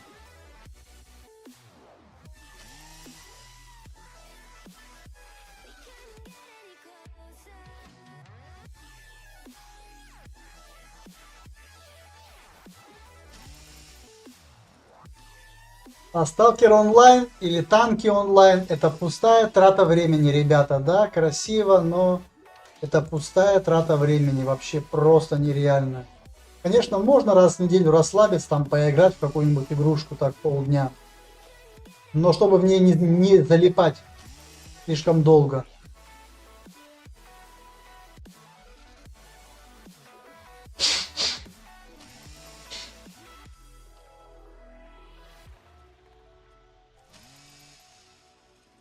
Все, еще чуть-чуть осталось. Потерпите, пожалуйста. Все будет нормально. Уг я не могу найти. Поэтому этой пилой выгодно пилить длинные доски. Потому что они маркапные. То есть вы будете окупать починку и продажу. Как на ханте. Плюс очень быстро растут скиллы. Очки скиллов. Уже 290, было 270. То есть, наверное, 35, наверное, 30 скиллов, наверное, хер его знает, как здесь это работает. Но это меня порадовала ТТшка. 250 юзов ей может делать. Неплохо. 10 пет — это 500 юзов. А рубится деревья на 8 юзах. Рубится деревце. Маленькое.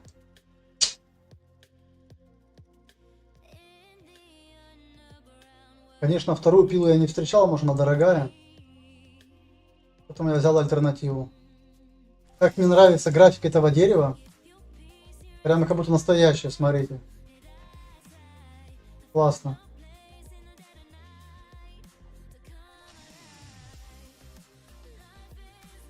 Вкусненько сделано.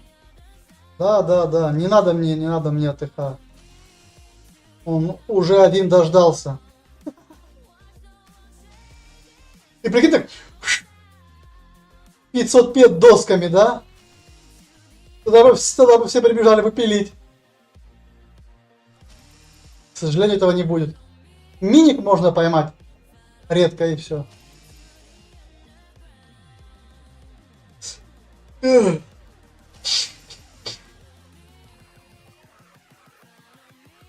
Так что вот такие вот делишки.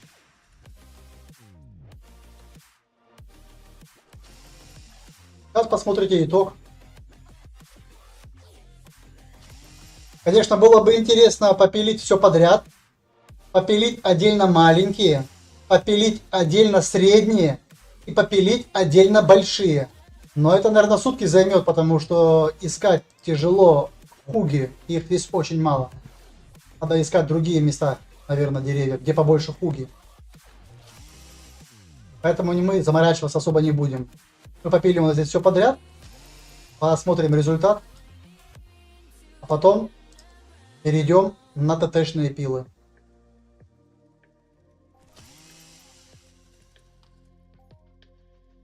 Этот костюмчик удобен для пиления, поэтому его не продавайте.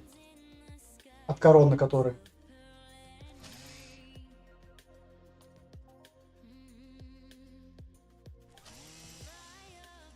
Ну, такой же медленный, как и ТТ пила, посмотрите. Он такой же медленный. Он такой же медленный в пилении.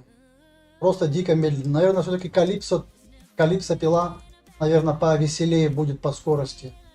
Она, наверное, быстро рубит.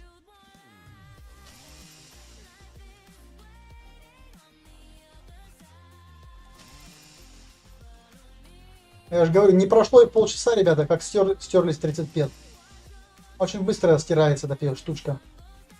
Потому что 294 юза. А если бы мы с вами бы делали бы на 35 пил, это 3 часа, наверное, было бы.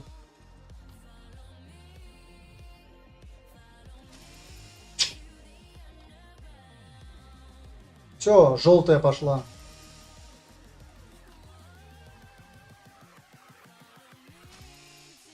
Мы даже ни одну с вами не срубили этот. Ура.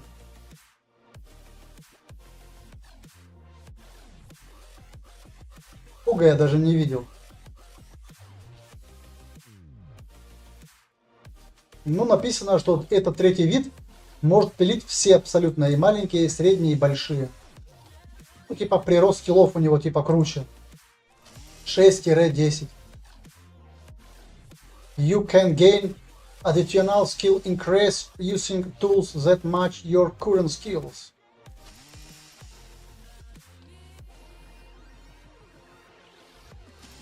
$30 очков скиллов. 35. Интересно, а я с 25 или с 35 делал 250 очков. Ну, сейчас увидите. Видите, какой был прирост? У нас было 122, 270, а сейчас 222, 200, 200, 300, то есть 30% что ли, 30 прирост дал. Мало. На 35 всего лишь 30 это мало. Ой, только не зависайте, пожалуйста. Только не выключайся интернет. Аринас, интернет нормально работает?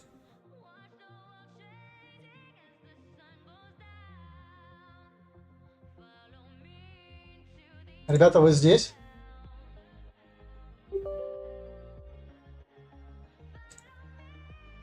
Сейчас, секундочку.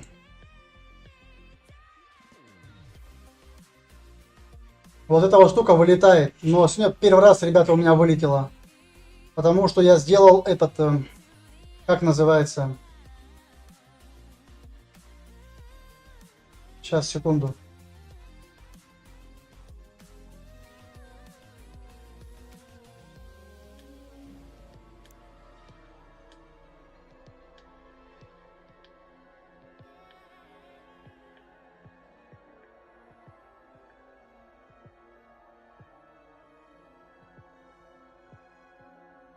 Он вылетел. Я сделал скорость 56 килобит, и все равно вылетает.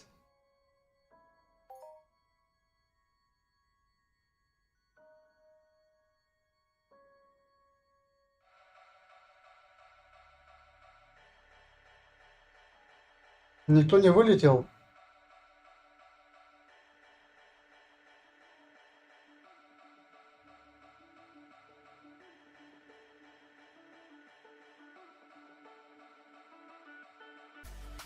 Все, заработало.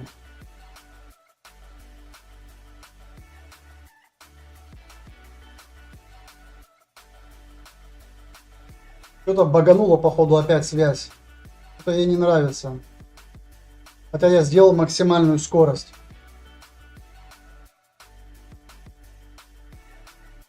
Все, сейчас пойдем посмотреть. Смотри, как он поднимается, смотри, как поднимается.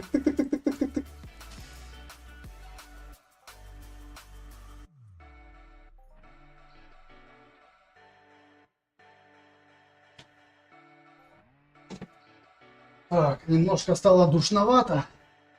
Придется открыться. Чуть-чуть. Все, порубил он. Что у нас осталось? 2,7%, да? Окей, сейчас мы это тоже допилим и пойдем считать. Посмотрим. Но мы не пилили эти деревья, ребята. Мы не пилили большие с вами. Так что эксперимент будет очень так сложным. Можно, конечно, потом выбирать чисто маленькие деревья, попилить. Посмотреть, как это что-то даст на 35. И потом посмотреть, что это даст, если средние деревья только пилить. Но как практика говорит, то лучше пилить только большие деревья. Все, он сейчас отрется. Все, сдох. Бежим.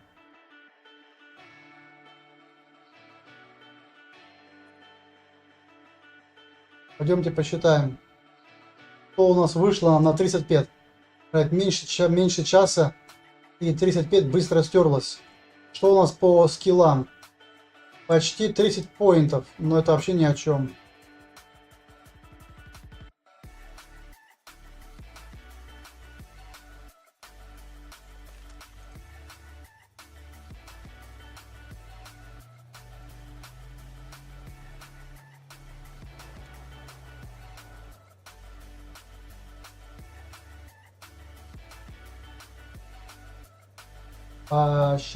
Посчитаем.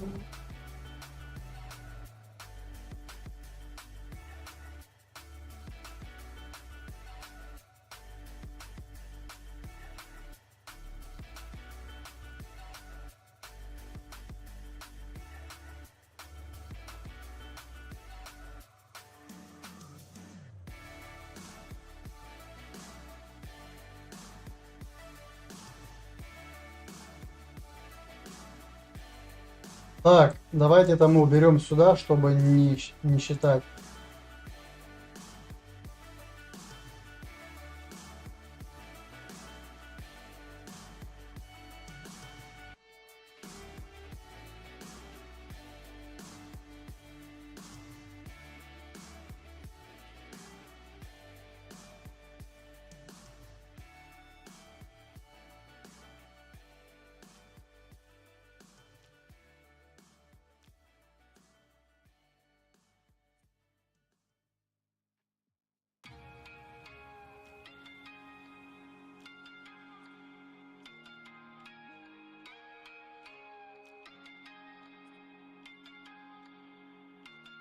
Вот рецикл, видишь, да?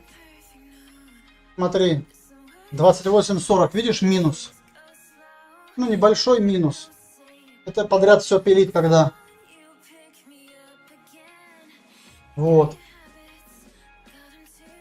На 35.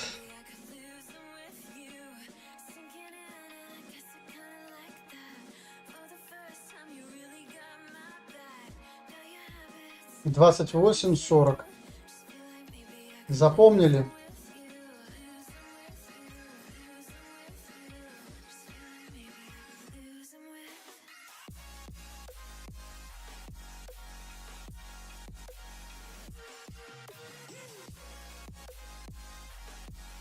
Так, стоп. Пилы.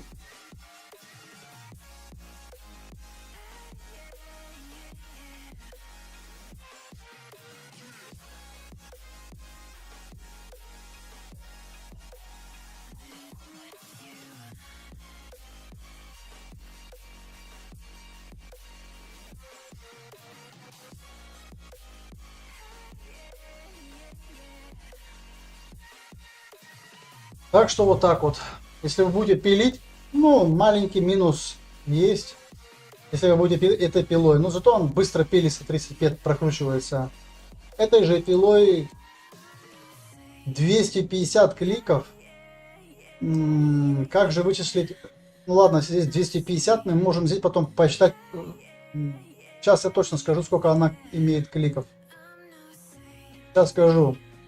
У нее юз по вики, да? У нее юз по вики 292. Отлично, 292, ребятулечки.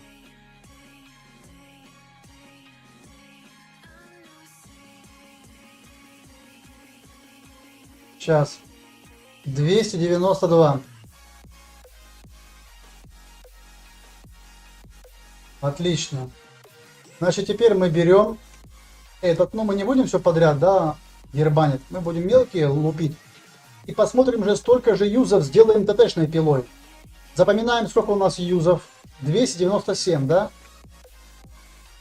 И пошла мазута. 2, то есть 250 у нас стирается.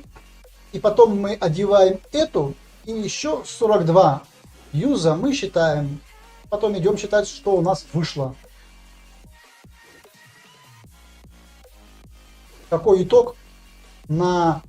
Получается тот же юз 35, который был, да? Ну, ясен фиг, что у нас не будет 28 пед деревьев. Потому что даже если у нас юз, может быть, сама пила добывает из дерева больше, что ли, объемом пилы и стружку. Может быть, в этом плане дело. Я не понимаю. Как вы считаете? Все-таки, если маленькая пила и мы пилим, она, видите, маленькая, как какой прирост маленький. А этой пилой просто быстро пилишь 35, раз пошел, починил опять. Но каждый раз 35 чинишь. А в основном я пилю ТТшными почему-то. И вот у меня скиллы просто как на дрожжах растут, связаны с ТТшками. Я не знаю почему, с чем это связано. Но я юзал уже, все печеньки я заюзал, 5, что у меня было с Мейхема, там, я не знаю, те печеньки, которые были. О, уже 301, смотрите, ребята. Уже 301, было 297, уже 301, считайте. Я не знаю, с чем это связано. Просто, может, на мелких быстрее скиллы растут. Или, может, заполняются те поинты, которые меньше всего. Но мне это доставило сегодня колоссальное удовольствие, ребята. Я просто реально заманался. У меня глаза уже на бикрень, глаза болят. Читать какие-то субтитры на иностранных, на ютубе про энтропию. Скачал Яндекс, браузер, зашел на YouTube, включил, и я слышу русский перевод голосом. Кайф. Теперь я после стрима лягу на кроватку, врублю на полную мощность колоночки, и с самого начала первого видео я буду слушать энтропийский бред. Как он дошел до 50-го эвейда за 2 года. Мелочь, но приятно. Потому что сейчас стримеров, которые объясняют толком про игру, очень мало из иностранцев. А читать это все очень тяжело. Да, английскому можно научиться, но, к сожалению, субтитры перестали почему-то работать на ютубе с английского на русский. И я нашел альтернативу искусственного интеллекта на Яндексе. Так что пользуйтесь.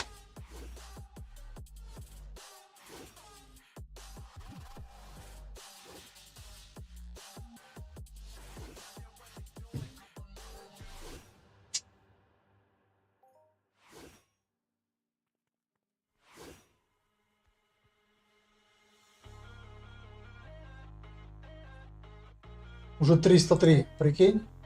Такое ощущение, что здесь скиллы растут больше. Понятно, что мы здесь получим 5 пет, 10 пет, 15 пет, 20, 25, 30. Но представляете, сколько мы сделаем юзов. То есть скиллы все-таки, по-моему, больше получаешь ты, когда ты бьешь ТТшной пилой. Я не знаю, правда это или нет, но первые пилой у тебя 250 юзов, а скиллы качаются все равно. Пусть маленько, но качается. Но он факт. У меня было 300 гейтов, 300 геологии было, биологии было 300, на 700 скачал. Медленно, потихоньку, но качается. Понятно, что каждый скилл последующий дороже предыдущего и медленнее вкачивается. Понятно.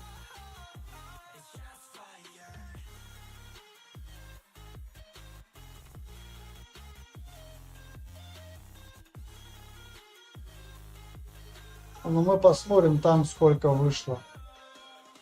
Потому что там у нас вышло...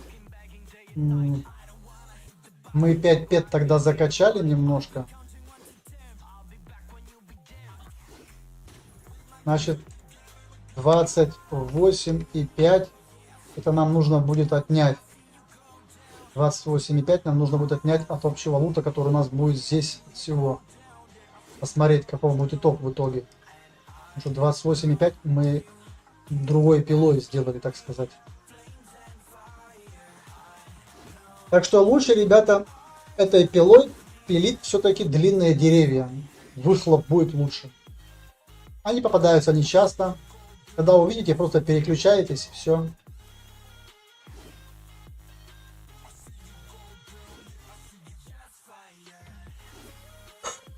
Так что вот так.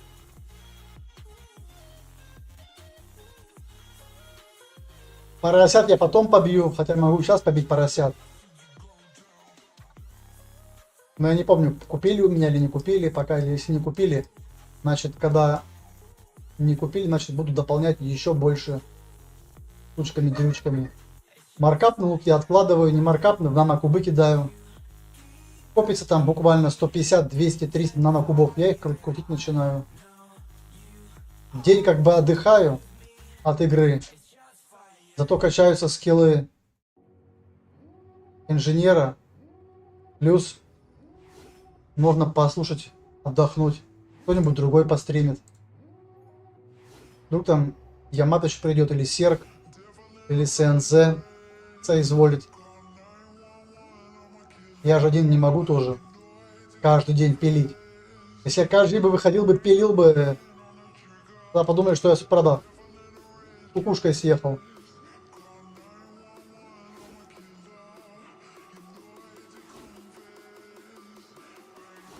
Как интересно, заметьте, 30 пет пила, 30 пет, вы делаете почти 300 юзов и получаете 30 пет лута за полчаса. И вы делаете 250 юзов пилы, а получаете около 5 пет лута. Интересное кино, да? То есть вы делаете практически те же юзы, что и пила анлимная. Но лута получаете вы с гулькин хер, так сказать. Значит, все-таки пила как-то влияет на объем добываемой продукции. Я думаю так. Ну а по-другому же никак. Я прав, думаю. Я думаю, что я прав. Потому что там мы за полчаса получили около 30 пет. Ну да, можно было починить, опять пойти пилить, и вот так вот можно кругами качать лутера. Но меня удивляет то, что именно на этой пиле лутер почему-то, ну не лутер вообще, скиллы растут гораздо быстрее. 297 уже 312. Уже больше 10 получили поинтов. Больше 10 поинтов, а мы даже еще не скачали, не стерли половину.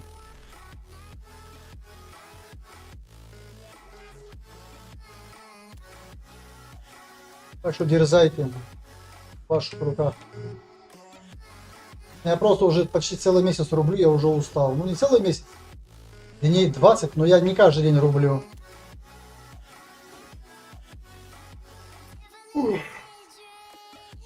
А так я уже не знаю, сколько я по 40 пет уже прокрутил, этих покупал. 40, 80, 120, 160. Не знаю, может быть около 500 пет я прокрутил на деревьях, может чуть меньше.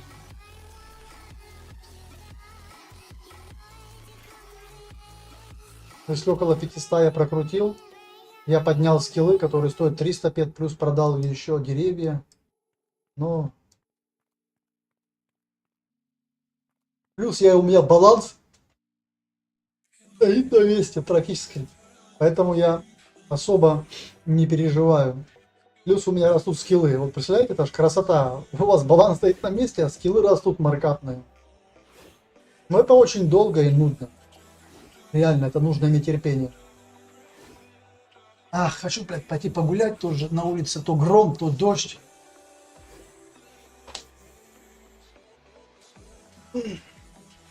Потягушки. Так, а стоп, а это что?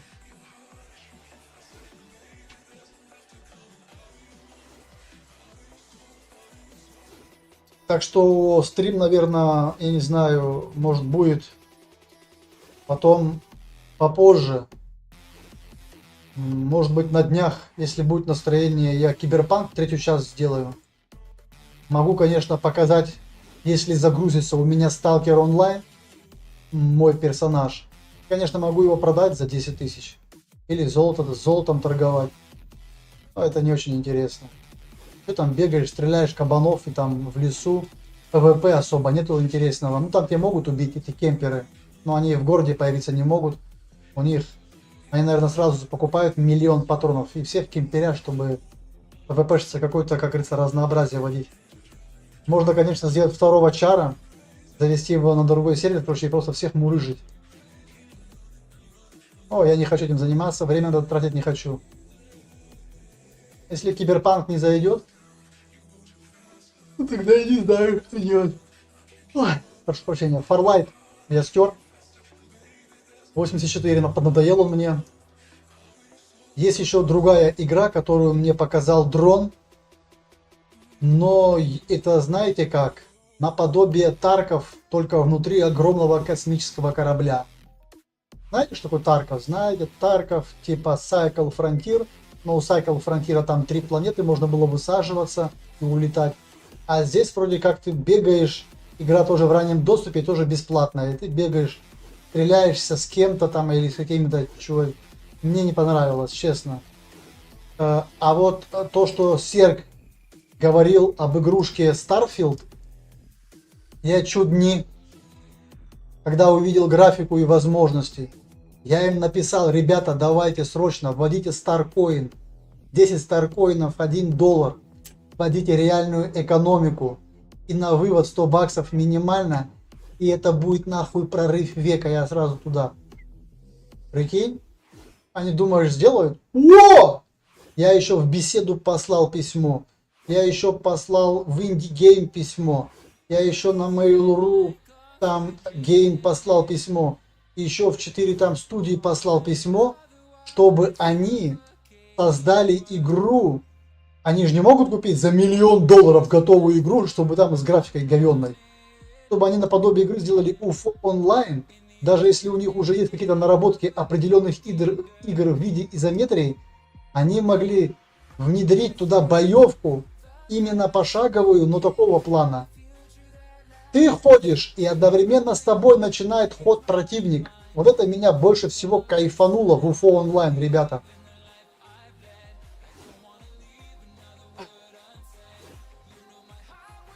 Я тебе, знаешь, как скажу, как перевести Twitch. Только никому не говори. Есть программа. Если ты так хочешь прямо, чтобы Twitch у тебя переводил, надо просто заморочиться и подождать. Я как делал? Скачивал видео с Твича, заливал к себе на YouTube. Профит! Включаешь Яндекс браузер и вуаля. Но это долго. Это нужно скачать, время займет.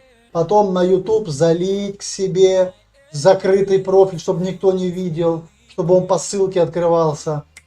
И потом уже слушать перевод. И так вот, UFO онлайн. Я уже повторял это 300 раз и буду повторять. Кто-нибудь, может, из разработчиков услышит. То есть, как Герои 3, Baldur's Gate, да, или там еще какие-то, ну, может, не Baldur's Gate, другие игры. Как они работают? Сперва ты ход сделал, а потом он в тебя. ну, сперва ты ждешь, потом он ждет, противник. А здесь, когда ты нажимаешь play, ход, ты начинаешь двигаться, и одновременно с тобой начинает противник двигаться. Вот это кайф! Вот это кайф! Я не могу нигде найти такую игру. Ребята, пожалуйста, если у кого-то время будет, если кто-то найдет подобную игру в таком виде в изометрии, у вас здесь есть ОД. Вы, допустим, сделали как? Подбегаете вот сюда, у вас 3 ОД ушло, потом делаете вот так, 4 ОД, 5 ОД, 6 ОД, 7 ОД, 8 ОД, 9 ОД, 10 ОД. Потом вы как бы нагинаетесь, стреляете вон там в противника, допустим, да? Раз, два, три, четыре, пять, выстрела сделал, 6, 7 ОД. И опять спрятался 8 ОД, все. Я как бы вот здесь вот побегал, помансил. Я же не знаю, куда он пойдет. Потом вышел, пострелял и обратно зашел за укрытие. И когда я нажимаю play, у меня начинает персонаж двигаться. И одновременно с тем, тот враг тоже начинает с тобой одновременно двигаться и в тебя шмалять. Вот такую я боевку, кроме UFO Online, нигде, сука, не могу найти. Почему? Вот это, сука, меня вымораживает. Знаете почему? Я 3 дня по 6 часов стоял на одном месте и качал, сука, одну долбаную ачевку на урон в этой игре. И они взяли, пидоры, блядь, и закрыли ее. Ну, ребята, хотя бы сделайте один открытый сервер, ё-моё, платный. Пусть он будет стоить 100, 200, 300 рублей в месяц через эфириум. Один сервак, врубите, мать вашу. Если там вы орали, что онлайн 50 человек, так что один сервер спокойно выдержит 50 человек и 150. Нет! Взяли, закрыли. Там ачивки очень долгие. Там уровень вообще брать не стоит. Медленно уровень берешь. Там максимальный уровень был 25. Можно сделать 50, но это уже ничего не дает. Там то же самое, что на 25, что на 15. Там то же самое PvP. Просто локи разные, мобы разные. Данжи немножко разные. Квесты, может быть, разные. Просто усложняется PvP составляющая. Потом уже будет она на втором месте. Но реальная игрушка тем берет. Вот именно. Даже графика отстойная, мне пофиг. Атмосфера и соотношение боевки удивительное, уникальное. Я такой не могу нигде найти. Вот как XCOM, знаете, игрушка из XCOM знаменитая. Но там тоже сперва ты стоишь, делаешь точки, стреляешь по врага, а потом он в тебя стреляет. Как бы, ну, через раз. А тут одновременно. Просто если вы бы это поиграли бы, кто играл в UFO Online, если бы он поиграл бы хотя бы месяц, 2, 3, полгода, он бы понял бы, какой кайф мы потеряли. Просто нереальный. И аналоги найти не могу. Я просто сейчас по-английски везде спамлю во всем игры, чтобы они хотя бы такую боевку реализовали. Я им кидаю видео на YouTube, где записи есть. Если хотите, я вам тоже сейчас скину, и вы посмотрите, что это значит. Если вы проникнетесь тоже, и вы начнете тоже писать об этом на английском языке, текст уже, конечно, свой будете писать. Сейчас я покажу боевку. Так, значит, не эта ссылочка, а вот эта вот. Посмотрите, пожалуйста. Сейчас я на YouTube кину вам.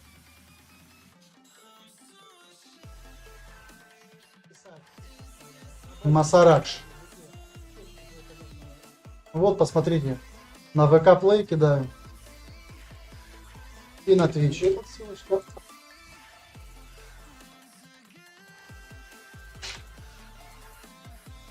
Посмотрите, пожалуйста.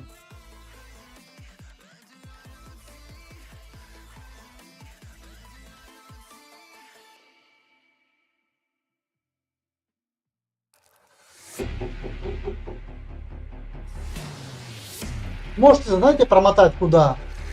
На вторую минуту. Или там на первую минуту. Промотайте там на вторую минуту. И вы увидите просто, в чем фишка этой игры.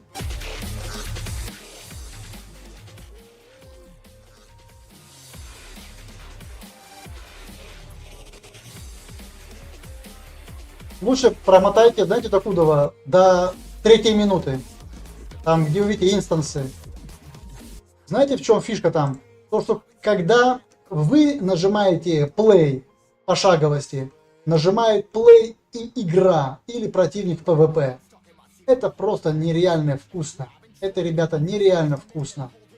Если я был бы разработчик, я бы только бы такую игру бы создал бы.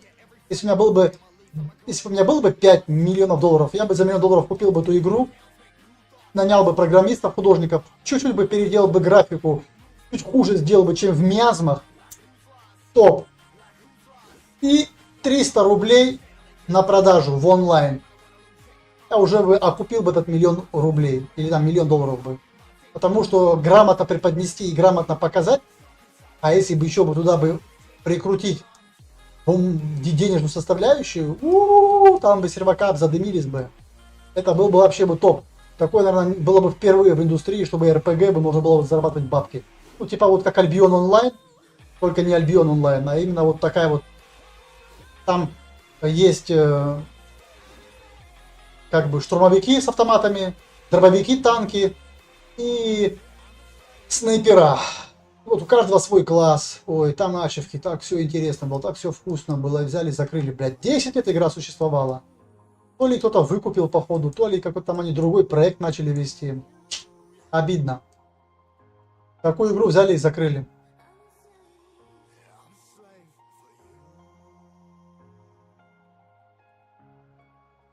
Так что надеюсь, кто-нибудь мои слова из разработчиков услышит, видосы посмотрят и поймут, что реально крутая тема, ребята. Реально там играли. Там кланы просто по 2 часа замесы в боях были в ПВП. На твоего соклана напали, и ты начинаешь звать на помощь. Тебе в игру, в твой бой могут заходить и помогать тебе. Вы там уже вдвоем обороняетесь, потом к нему могут на помощь прийти. Потом через минуту приходят мобы с 4 сторон. Там вообще канитель. Ты не знаешь, или мобов стрелять, или отбиваться от противника. Конечно, тема просто шикарная. Меня просто реально заводит.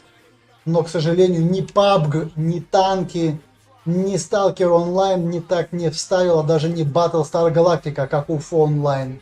Просто уникальная в своем жанре игра, мало разрекламированная, не так вкусно поданная, устаревшая со временем, потому что админами хорошо не... Я и бабки туда кидал периодически по 100, по 200, по 300 рублей. Там у тебя как бы золото, это золото ты продаешь на аукционе, и у тебя деньги, получается, игровые. А также можешь всякие плюшки покупать за реальные денежки. И все. Там адреналин тоже можно было ловить, когда ты копал. Тебя могли на выходе поймать и бой с тобой начать. Страшно. А иногда просто ходишь дронами, сканируешь местность, смотришь, какой-то чемодан лежит.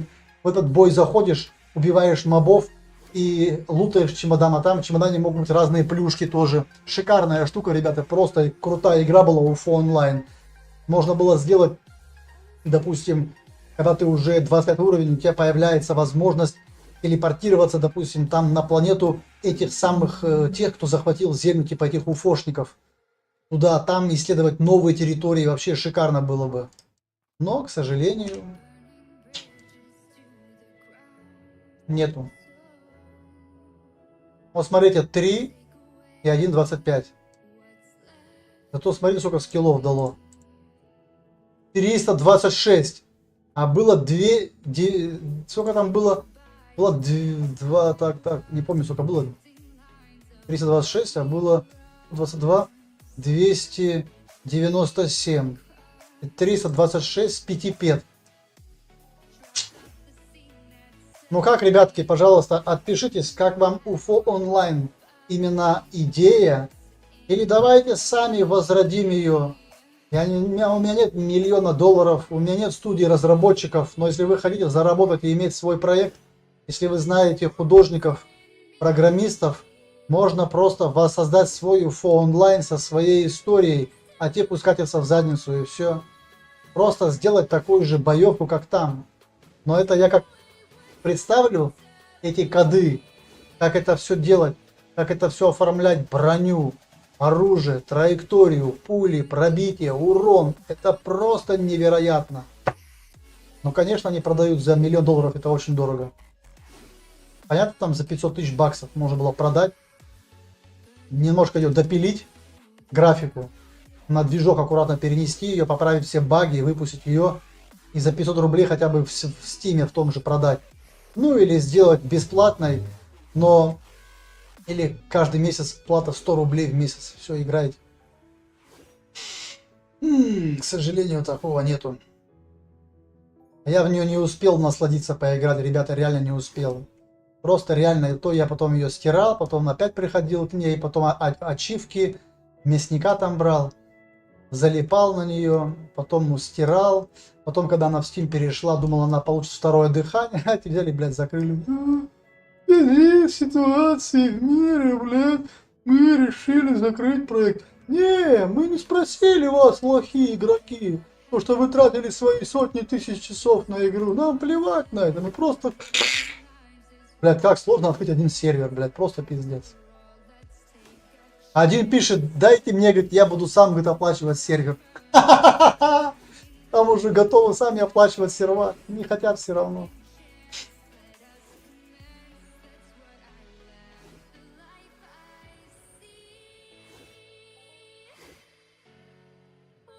Так что вот так вот.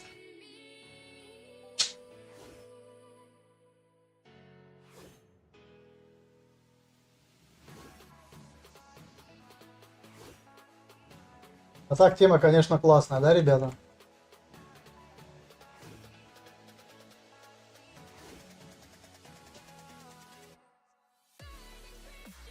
Но если кто посмотрел, тому, думаю, понравится. Особенно если ты дома находишься, хотя бы 3-4 часа в день можно было в нее позалипать. Особенно когда ты бежишь с грузом с одной территории на другую, а там PvP локации есть, и ты не знаешь, когда ты перейдешь на эту точку, а там кто-нибудь будет стоять рядом и тебя поймает, и начнется бой.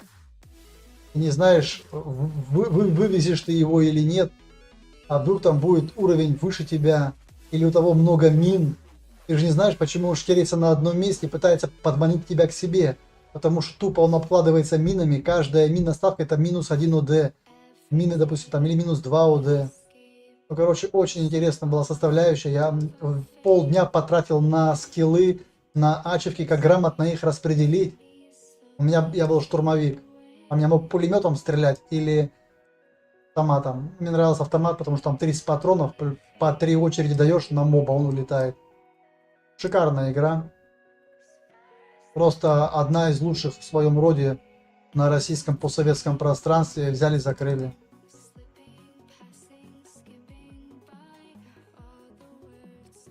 Очень обидно. Я когда узнал, что они 1 апреля закрывают, я охерел.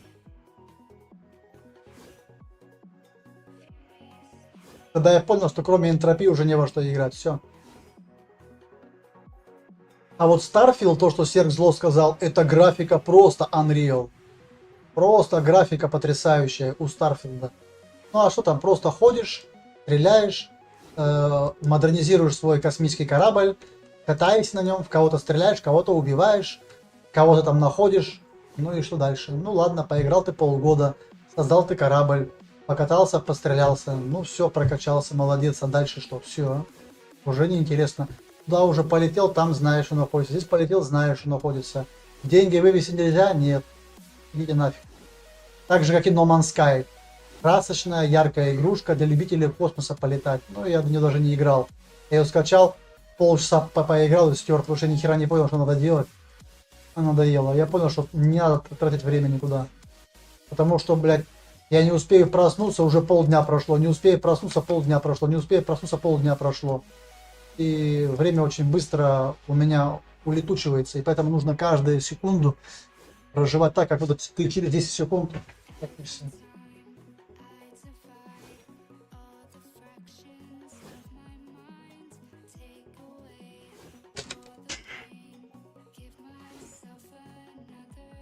Так что вот так вот, дорогие мои. Не тратьте время свое на всякую гадость, на всякие сталкеры, шмалкеры, хуялкеры. Это херня. PUBG еще более-менее PUBG. Так, но там у кого железные нервы. И кто очень любит читеров, пожалуйста, туда. Прицел стреляет в эту сторону, а пули летят магнитом тебе в голову. Если ты хорошо играешь.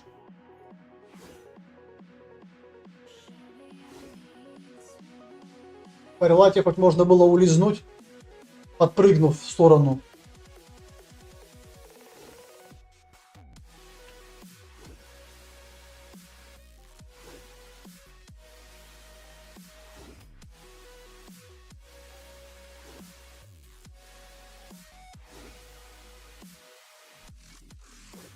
Но никто не хочет 10-й левел прокачанный.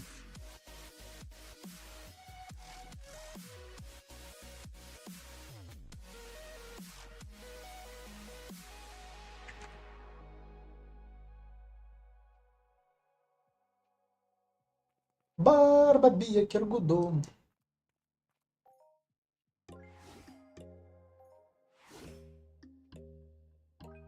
Фигня какая-то переводит только что в плейлисте. Поподробнее, пожалуйста, что ты сделал. Ты скачал иностранное видео с Твича, залил на YouTube и попробовал запустить через Яндекс браузер? Или как? Не знаю, может все зависит от голоса, ребята, который там говорит. Если он невнятно что-то там бормочет. А в плейлисте я даже не знаю, я свои потерял субтитры. Просто YouTube молча выключил нам субтитры. Приходится пользоваться Яндексом голосовыми субтитрами. Другие пробовал я все расширения со скриптами. Ничего не работает. Ну и хорошо, зато я люблю слушать. Когда слушаешь, больше запоминаешь, чем читаешь. Лично у меня так. А что я боюсь забыть, запишу. В начале стрима я ссылку давал на ютубе, на твиче и на ВК Плее, чтобы вы пользовались, энтропийцы, пополняли в Google таблице энтропию. Вы можете сами дополнять, исправлять неточности. Там есть охота, оружие, Майнкрафт, прочее, АУК, торговля, Калипсо, Монри, Аркадия, Арктропия, Кирена, Тулан. Можете сами там смотреть. Настройки доступа я дал, у кого есть ссылочка, пожалуйста. Пользуйтесь. И знаешь, тут переводчик имеет в виду loot not allowed. Что за что добыча не разрешена? Требования варк корабля. Но если у тебя лут, то если груз, то нельзя. Поэтому как-то умудряются летать на Мазере и стихаря возить лут, но не факт. Ты лут даешь тому, кто тебя перевозит. И, ребята, подскажите там насчет Мазера. Из браузера по поиску китайские видео пробовал, но на то, что в поиске нет значка перевода. Пикатури! Я теперь на YouTube. Не знаю. Я как бы вам продемонстрировать на Яндексе.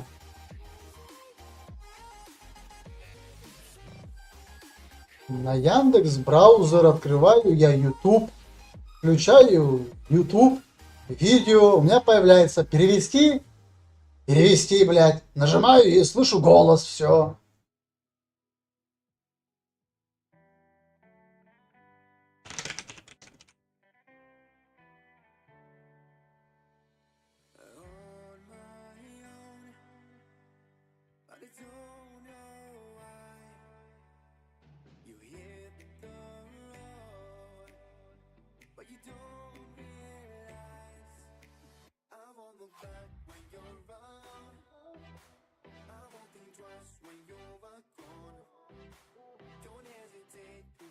И знаю, это ученик пишет. В поиске нет. В каком поиске, я тебя умоляю, брат? В каком поиске нету, а? Объясни мне. На по-русски пиши. Блять, Яндекс браузер открой. Открой YouTube. И включи видео. И будет тебе перевод там. На Мазере. Ну, на Мазере вроде можно, если осторожно. А вот на кваде красном нет.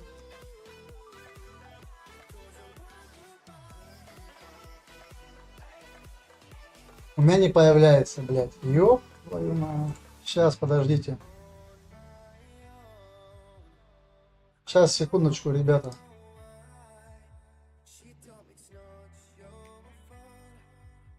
Сейчас сделаем кое-что.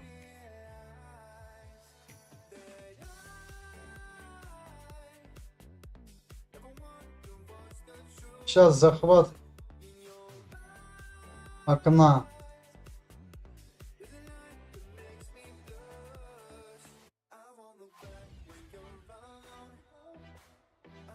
Смотри.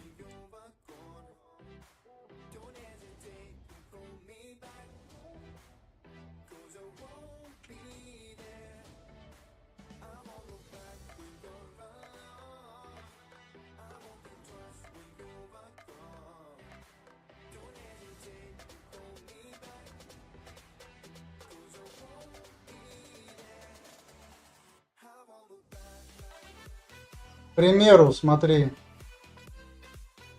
Я вот этого вот слушаю чувака, сейчас покажу.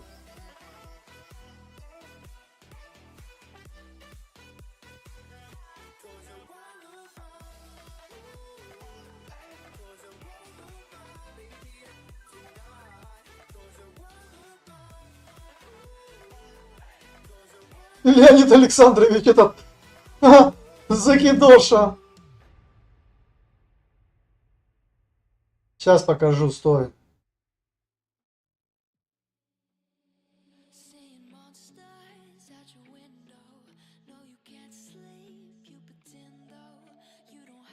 Блядь, да где ты, ёпти, а?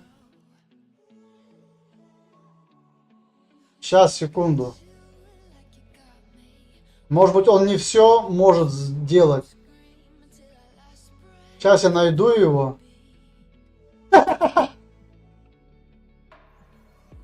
Сейчас, секундочку, ребята. Блядь, где ты?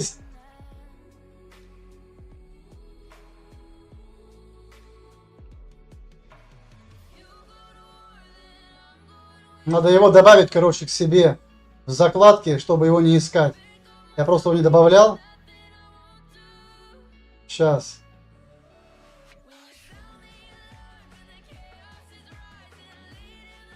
Я понял, в чем проблема. Сейчас еще раз.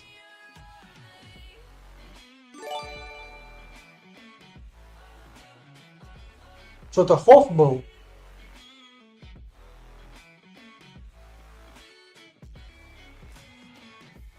Блядь, ну где он, ёпти? Сейчас.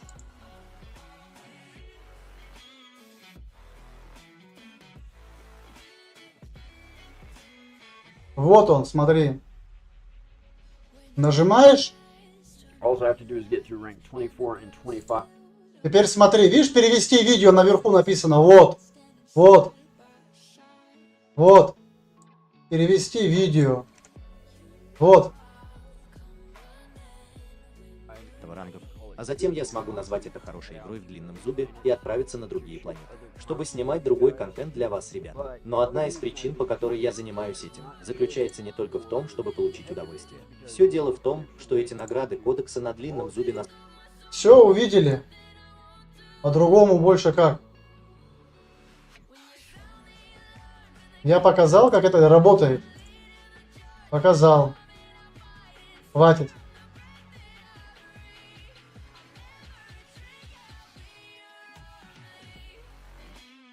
Белый экран на стриме.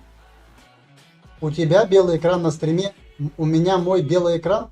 Вот ты не смотри его через YouTube. Смотри его через не YouTube.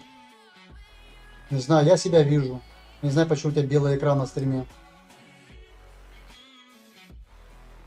Перезагрузись, пожалуйста. Hello, guys. How are you, everybody? Nice to meet you. Они очень невнимательны? Кто? Ну, может быть, невнимательны. А он что, корабль утяжеляет сильно? Я думал, это для него несущественно. А не знать, почему такое требование? Спроси, кто везет. Вроде такие правила.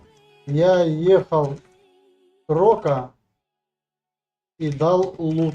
Он типа его как-то в ящике делает. Если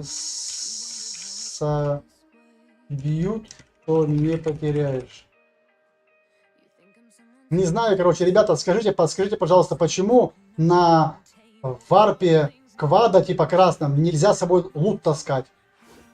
Нет, ну можно, только если ты отдашь этот лут другому, и он его перевезет.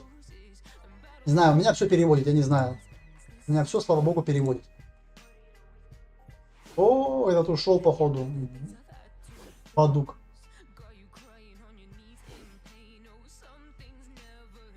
Демонстрация перевода на ВК. Был белый экран. Белый экран. Набрал... Ничего не понял. Демонстрация перевода на ВК. Был белый экран был. Да, это потому что у меня был этот. Вы ничего не видели, но зато мы услышали. Странно, я не знаю почему так. Давайте еще раз, хотите, проверим. Давай еще раз проверим. Стойте, давайте еще раз. Так, сейчас, секундочку. Сейчас экспериментировать я очень люблю. Давайте еще раз. Открываем браузер. Не сейчас. Секундочку. Нажимаю. Я понимаю, что белый экран был, да. Потому что я его сделал. Смотрите. Я делаю захват окна. Захват окна. И делаю Яндекс браузер. Видите, да? Почему вы видите белый экран? Вы должны сейчас видеть.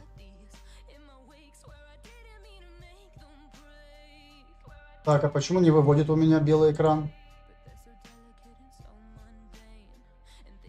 Так, по идее... А, белый экран. Странно.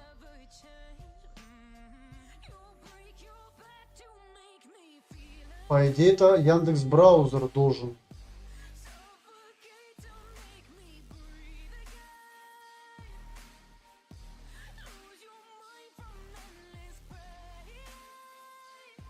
Так, ладно. Тогда другое сделаем.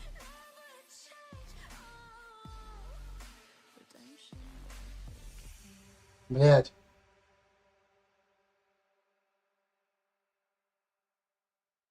Захват окна. Сейчас.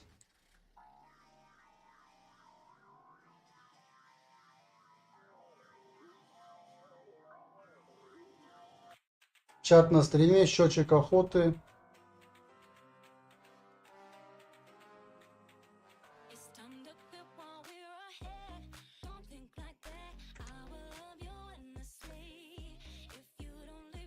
Сейчас, секундочку.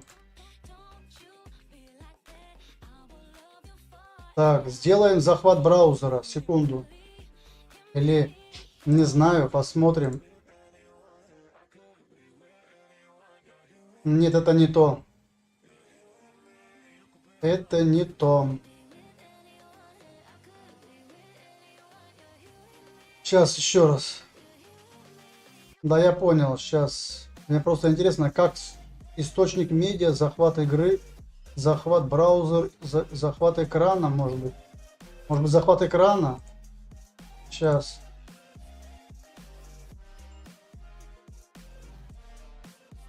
Нет, это не то.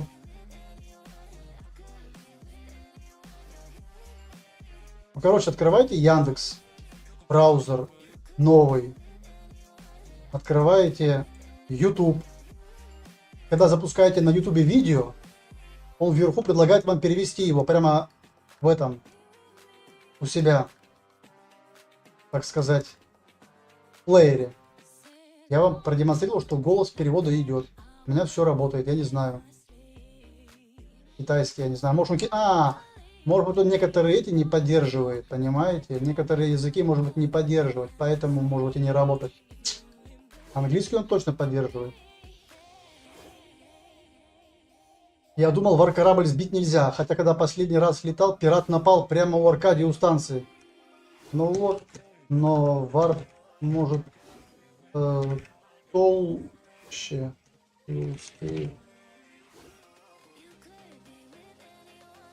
Ребята, вообще, варп-корабль можно сбить или нельзя, если пират нападет? Или он успеет варпануться? Как вы думаете?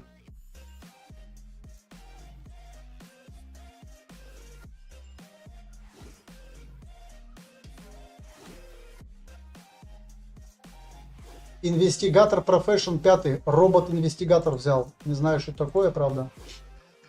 Короче, вот здесь вот какой-то есть инвестигатор, ребята, посмотрите. Сейчас покажу.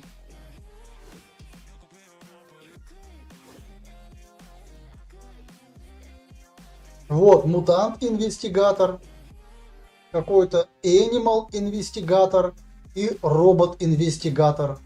Я не знаю, для чего они нужны. Но они качаются рубкой. Удивительно. Поэтому, ребятульки, присоединяйтесь. Самое милое дело, если вы хотите крутиться практически на нуле. Ну, но вы особо, конечно, хопать не будете, глобать вы не будете, но вы будете качаться и качать быстрее скиллы. Месяц хотя бы потратьте, вот ТТ покупайте, пилы, лупите, потом нанокубы, длинные доски продаете, если у вас есть вот такая штука, вы длинный спиливаете по ходу пьесы, и все. Я хотел ее продать, потом передумал, потому что она интересная в плане, допустим, когда у тебя будет много пет, а у тебя уже скиллов будет по 3-4 тысячи, и у тебя очень медленно будет скиллы идти, ты эту штуку берешь, заправляешь и пошел все подряд. И в течение месяца у вас будет неплохой прирост. А кто новенький или кто средненький, у кого не так много скиллов, до 1000, да, вот, когда у вас еще нету здесь 200 скилл поинтов тотал, когда у вас нету 300 тысяч, тогда вы можете использовать ТТ-пилу. Вот когда здесь будет, я думаю, 150, да, тысяч, тогда уже я думаю, что ТТ-пилу будет нецелесообразно использовать. Она будет вам давать просто ничтожные варианты. А вот обычной пилой можно пилить, ну, такой большой, анлимной. Ну, короче, я альтернативу, ребята, нашел. Если есть, думаю, специальная программа, которая скачивает с Твича видео себе, у вас YouTube, просто заводите канал, заливаете туда YouTube на английском языке, если кто интересные видео делает. Потом делитесь тоже в комментариях, мы будем тоже слушать, если кому интересно. Я просто за иностранцами не слежу сильно, но одного человечка я хочу посмотреть, Стиви Би. Просто посмотреть, во-первых, английский, там уже не поучишь, потому что когда он говорит и ты читаешь, тогда, конечно, поинтереснее, тогда вообще английский хорошо можно учить. Но, к сожалению, YouTube, походу, пока лавочку нам прикрыл субтитров.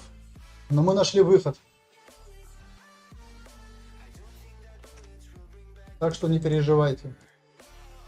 Нет субтитров, зато есть голосовые субтитры.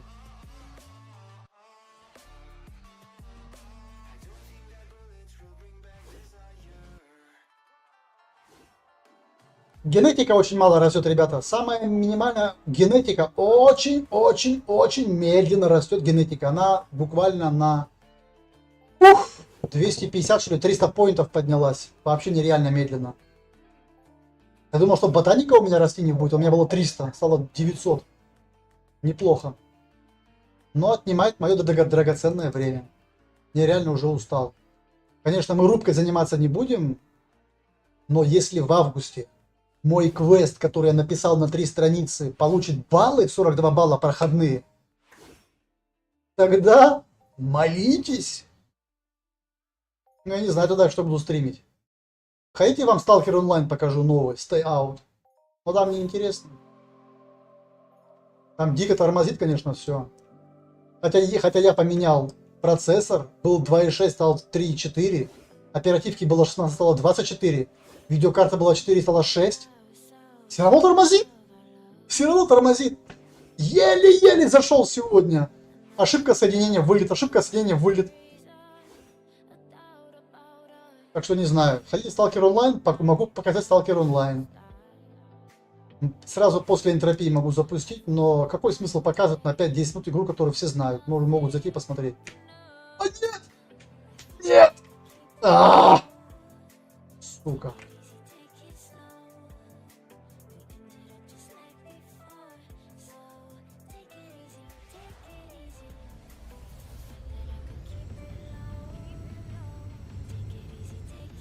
Take it easy, take it easy. Я хочу башню. Я мечтаю, как каждый дурак-майнер, поставить башню. Хотя бы одну маленькую башню в своей жизни, и я скажу, что эта глава уже пройдена, и этой башней меня уже не удивишь. Ну хотя бы разочек, хотя бы маленькую башенку. Дурак думками богател, это русская пословица такая. Hello guys, welcome to Next Island, fuck. Так, что у нас? О, знаете, что мне кайфую здесь? Я же никогда не был в Древней Греции, никогда не был в Спарте, да? Никогда не носил кольчугу или щит с мечом, никогда не ждал, когда какое-нибудь войско враждебное приедет на мою землю и нападет, да, вот именно вот так вот, да, и ты так, прикинь, выходишь, а тут такие эти, какие-нибудь эллины, Эллада вылазит с таким, и ты такой стоишь с мечом такой и ждешь их, идите сюда,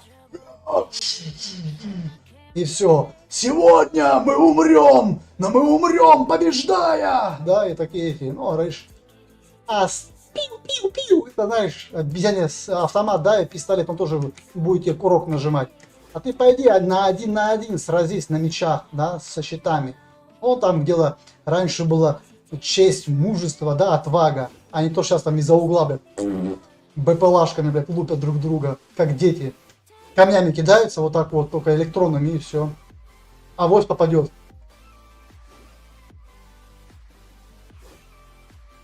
Вот, если бы здесь были бы щиты, да, ну, чисто по приколу, он ничего не дает. Просто чисто щит, просто как эта маска, вот, она ничего не дает, просто чисто визуальный эффект. Все. Сделайте щиты круглые, ромбовидные, там, ну, я могу написать разработчикам, чтобы они сделали хотя бы щиты. Для чего? Ну, просто чисто по приколу, когда ты бьешь моба, просто там ты со щитом, типа, стоишь, типа танк. Даже тот, кто... Здесь копья есть, здесь есть булавы, здесь топоры есть, но ближний бой. Но если сделать фичу, когда они на новый движок перейдут, это будет очень прикольно смотреться. Это будет реально смотреться прикольно. Он не будет ничего давать тебе, ни блокировку, ничего. Ну, или сделать так. Допустим, ты можешь одевать вещь и одевать щит. Щит у тебя будет использоваться вместо пластин брони. Но саму броню ты одевать не сможешь. Ты сможешь как бы блокировать иногда удары щитом, но это будет... Или гасить какие-нибудь проценты удары щитом. Но в броне ты не сможешь тогда находиться. Ты можешь находиться в любых шмотках, которые там могут тебе давать какие-то скиллы определенные. Но броню ты одеть не можешь. Какой-нибудь там лохмотья ты одеть можешь и со щитом бить. Тоже можно было это все реализовать, если захотеть. Но тогда уже будет, получается, какой-то энтропия и средневековье.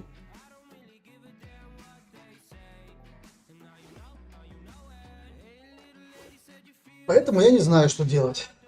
Может... кстати, пойдемте бобов постреляем. Немножко. Можно? Чуть-чуть. У меня вот такая пушечка есть для них.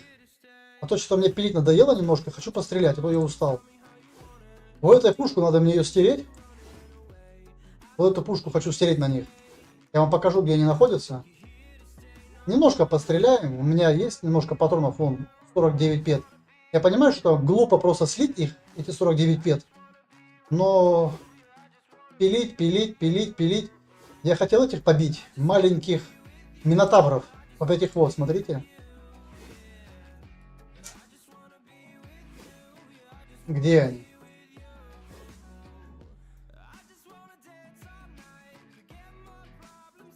Вот они, булманы, да.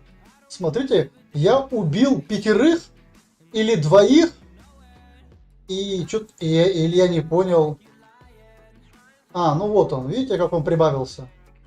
7%. Я 2 что ли убил? Как быстро прибавился Минотавр? Чтобы тебя разбанили? Ну, чтобы тебя разбанили, нужно помолиться Иисусу и сказать, чтобы он им осветил умы ихние. И если ты будешь честно, я бы на твоем месте, Пикаторий, на твоем месте бы я сделал бы как тот чувак. Конечно, я это осуждаю, это незаконно, это нечестно, но что поделать по отношению к Миндарку. Но если он так к тебе, так и ты к нему. Мне как сказал знакомый, он что сказал, что он сделал? Да, но дабы не быть это услышано Миндарком. Хотя он это уже 30 раз слышал, по-моему, и знает об этой проблеме, и все равно ничего не делает. Тоже парня не заблокировали, он сам себя заблокировал, потом просто тупо вел 10 винков, и на поте он имеет 300-400 баксов в месяц. Я не знаю, как он выводит, через куда выводит.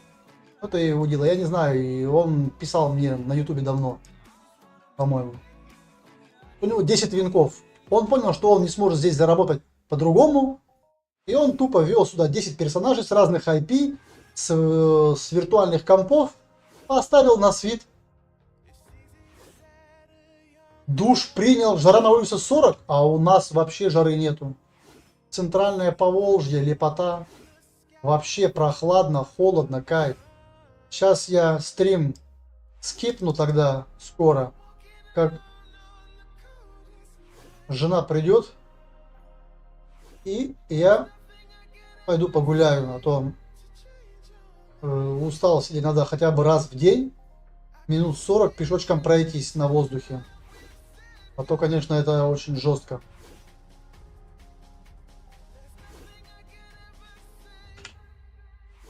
Сейчас я вам покажу, где находятся эти мобы. Но у меня брони нету. Броня у меня находится в другом месте.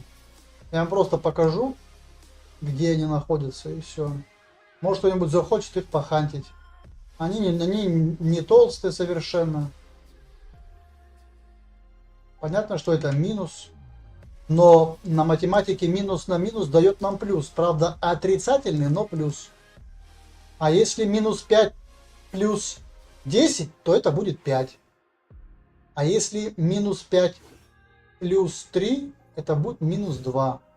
То есть минус и плюс это минус, но знак того, чья цифра больше. Элементарная математика. Пытаюсь этому детей научить, они пока не въезжают. Минус на минус это плюс. Допустим, минус 2 это минус 4. То есть я называю это отрицательным сложением. Метод отрицательного сложения Авалониса. Так, смотрите. Вот здесь, по-моему. Вот сюда идем. Парта. Там еще светит Зевса, походу. Смотрите.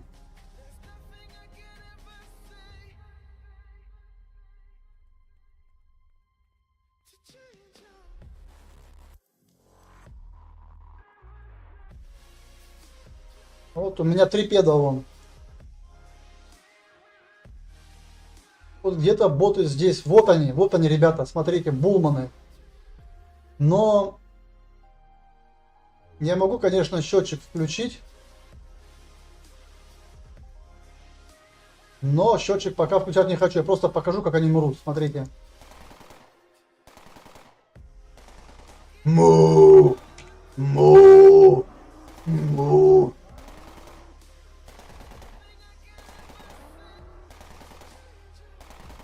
Барбареллой можно тоже их стрелять.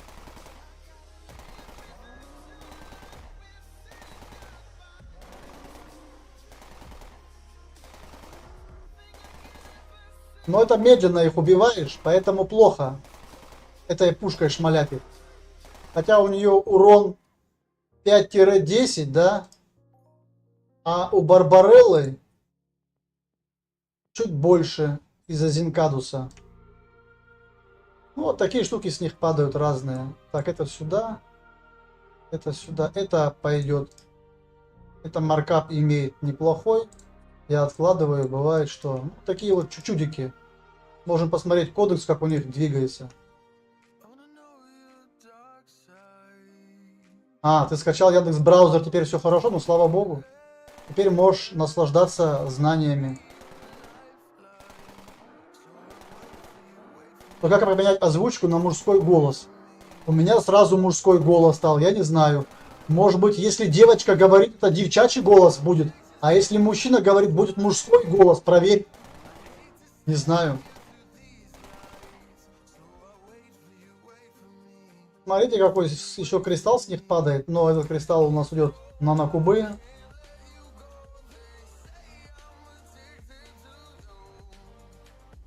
Я так соскучился, ребята, по ханту, это просто пипец. Эта рубка меня уже до белого коленя довела. Реально тяжело.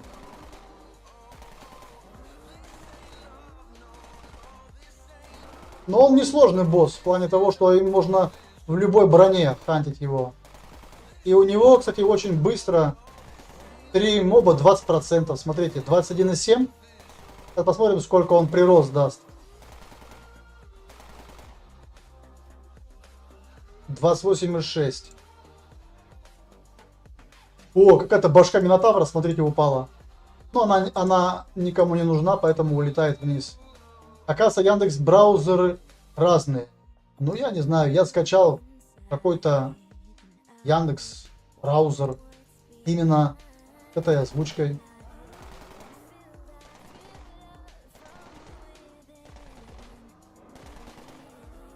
Надо стереть это оружие уже. Зачем оно у меня валяется?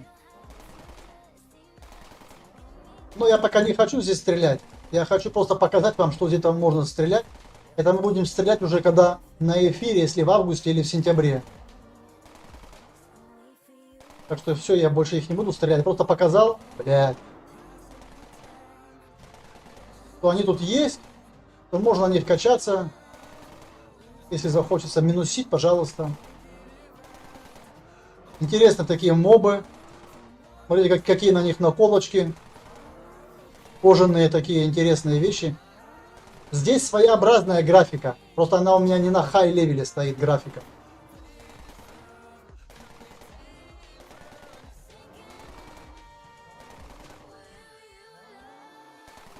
Ну, анализис, да, очень долго качается, пипец. Ну, не долго, но очень долго, прошу прощения, очень долго. А что, мы в догонялки играем, что ли? Зачем это нужно? Я в соревнования не играю, я играю в удовольствие.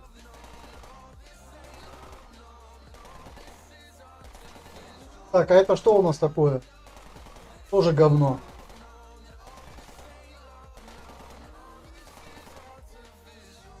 О, краска упала.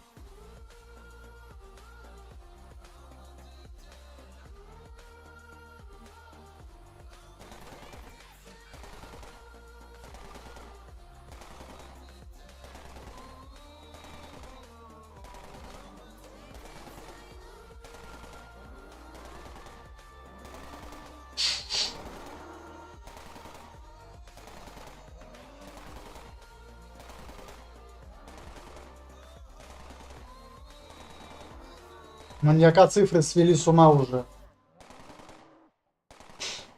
Ну, а если у тебя денег наоборот нету, это бессмысленно. Надо больше оборота, хотя бы 100 пет в день хотя бы оборачивать, 200 пет в день. Хотя бы. Ну, хотя бы 50 пет в день, 100 пет, 200 в день оборачивать. Хотя бы 300 пет в день оборачивать, это тяжело. Потому что потом ты хер продашь. Рынок не работает, рынок дохлый. Никому не нужен хлам. А самому крутить и тоже геморрой. Нужно найти какую-то альтернативу. Или нанокубы крутить и продавать эксплозивы.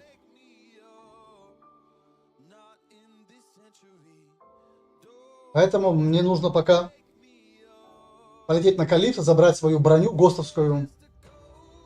Не эту гостовскую, которая призрака броня.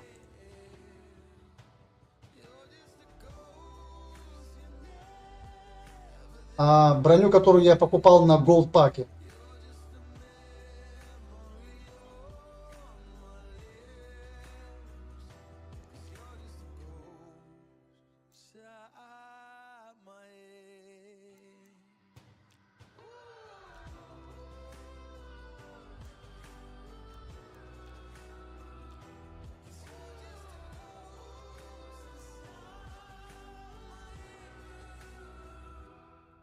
Так что пока, ребята, рубим. Пока у нас время есть до августа месяца, пока стрима нету, можно рубить. А эти мобы от вас никуда не денутся. Потом можете всегда их пострелять.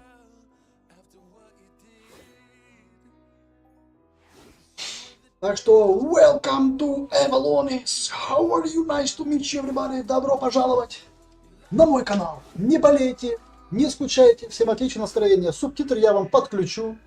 когда у меня подгрузится русский, я вам все равно подключу английский, потому что и английский могу подключить, и испанский могу подключить, и немецкий. Если мне уже скажут, что у них работает это. Если работает, я подключу. Не работает, не буду подключать.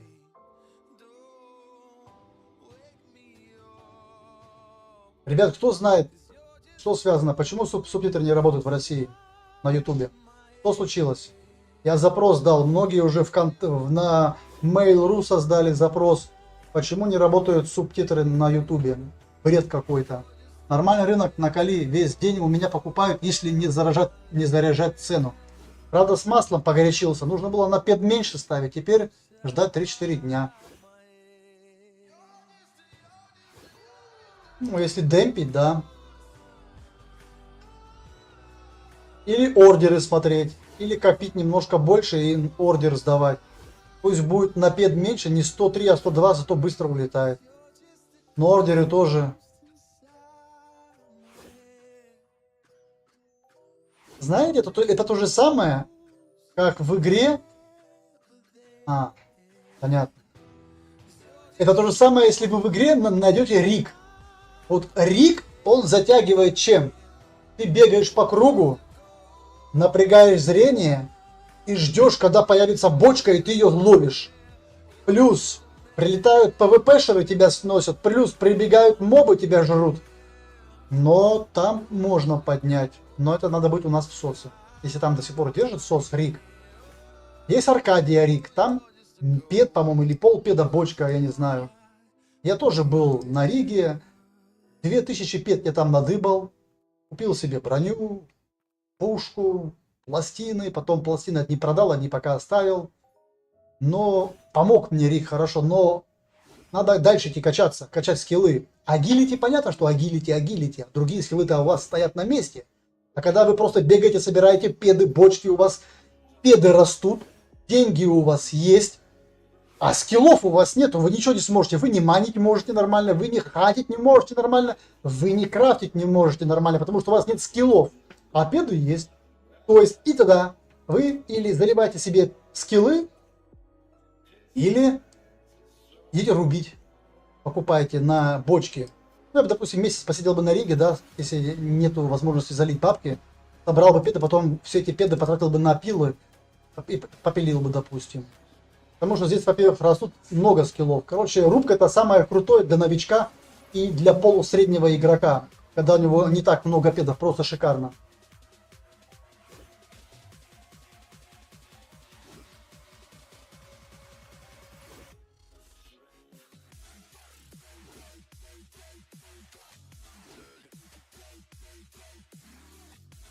Так что вот так вот, дорогие мои. Не болейте, не скучайте. А я скоро буду отрубаться, потому что я не могу целый день сидеть и стримить. Тяжеловато мне. Если вы от меня не устали. Просто первая половина стрима у нас была божественная. Сейчас более игровая стала. Ё-моё, такого я никогда не видел, чтобы меня 12 человек смотрело на Твиче. Это вот у меня 118 зрителей. Ребятульки, хотя бы отпишитесь в чате плюс, кто меня смотрит, чтобы я знал. Please, link, чат. Плюс, link, чат. Линканите, кто смотрит меня на Твиче. Хотя бы, чтобы я знал, что кто смотрит. А что не смотреть вообще? Смотреть-то нечего особо. Скучно, нудно и однообразно. Никакой новой информации вам дать не могу. Я с вами в начале стрима поделился ссылочкой на всю информацию, которую я добыл на просторах интернета. Пользуйтесь. Хариндара, welcome. You from everybody? Russia, USA, Germany, is Spain. Аллилуйя, да. Восхваляйте Господа нашего. Я с вами поделился информацией, которую я сам надыбал на разных форумах, на разных стримах, на разных комментариях. И то, что я успевал, я записал это систематически и отдал вам в распоряжение. Пользуйтесь, пожалуйста. Наполняйте информацию, исправляйте, если что там не так. Google, то же самое, как только онлайн Google Excel. Если у кого нету, могу еще раз дать. Ну, это понятно, что ты на ВК-плее. А он и там с двух сторон сидит. Уже 12 человек. Ха-ха, вы издеваетесь. А прикинь, через год будет 100 человек смотреть. Нет, понимаешь, кто смотрит энтропию, наверное, кому за 20, за 30, за 40 лет, за 50. Но вряд ли кто будет смотреть этот. Танчики тоже смотрят на ВК-плей. Танчики смотрят, я вижу, танчики смотрят. Но Сталкер онлайн смотреть не будут. В прошлый раз была для меня новая, например, как быстро одеть броньку. Ну ты просто одеваешься. Заходишь правой кнопкой мыши. Control Armor. И нажимаешь название. Потом просто выводишь иконку. Так можно переключаться между сетами. Плюс, когда ты это делаешь, у тебя не стираются твои кольца. Вот что интересно. Твои кольца остаются на месте. Когда ты меняешь одежду, кольца ты не снимаешь. Они у тебя остаются теми же.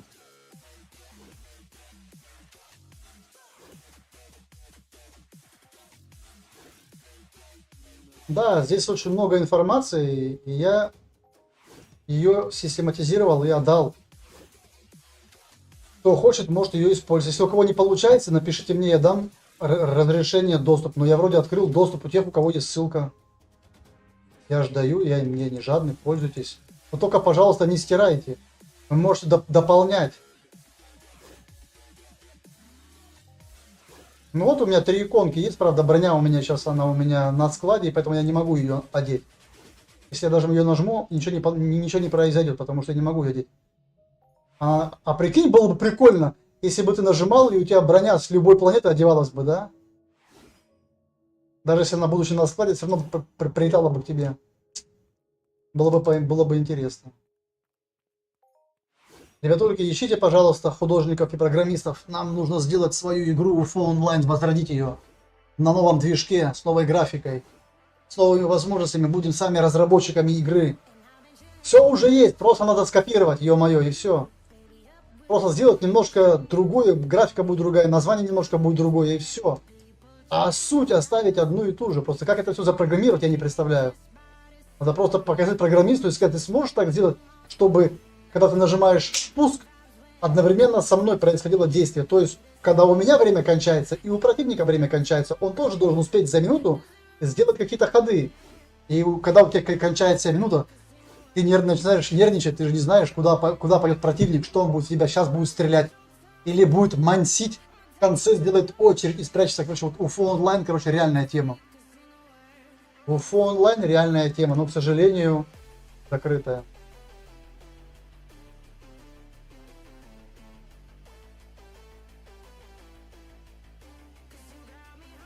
Так, еще пока у нас есть. Так, а сколько у нас стримчанский длится? 3 часа 10 минут. Стабильно 9800 у нас идут битрейт. Нормально.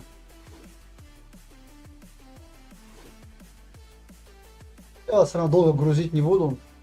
3 часа вполне нормально для стрима. Кто хочет, прокрутит, потому что информации как бы основной такой нету. Я сейчас потом завтра сделаю субтитры на английском. Я уже научился, как делать субтитры на английском. Делаешь на русском свои же субтитры, в правом столбце показать текст, выделяешь, копируешь уже с текстом, копируешь на английском, вставляешь в блокнот, заходишь там на один сайт, есть, конвертируешь блокнот TXT формат в SRT формат, субтитральный. Он сразу конвертирует тебе, и ты подгружаешь на YouTube уже готовый субтитр, он вставляет. А старым методом не получается. Они там что-то нахимичили. Или это обновление, или баг какой-то, или специально нас тем самым пытаются ограничить в субтитрах даже.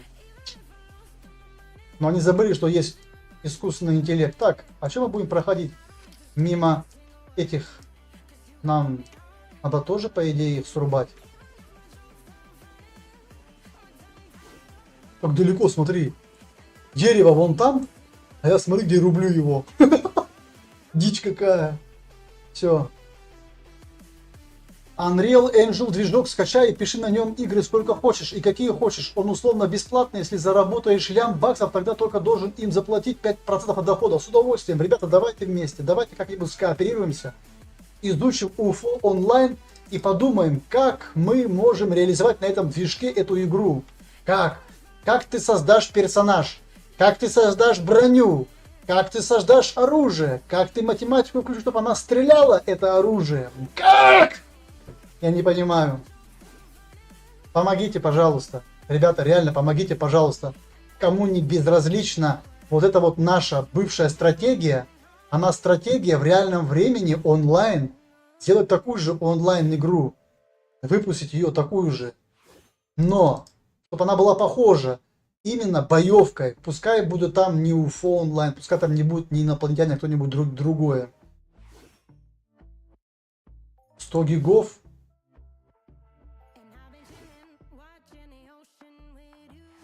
Ну, я не знаю, 100 гигабайт у меня, в принципе, есть, и 200 есть, и 300 гигабайт есть.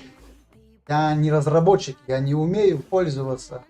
Это я там время потрачу, полгода разбираюсь, что куда тыкать.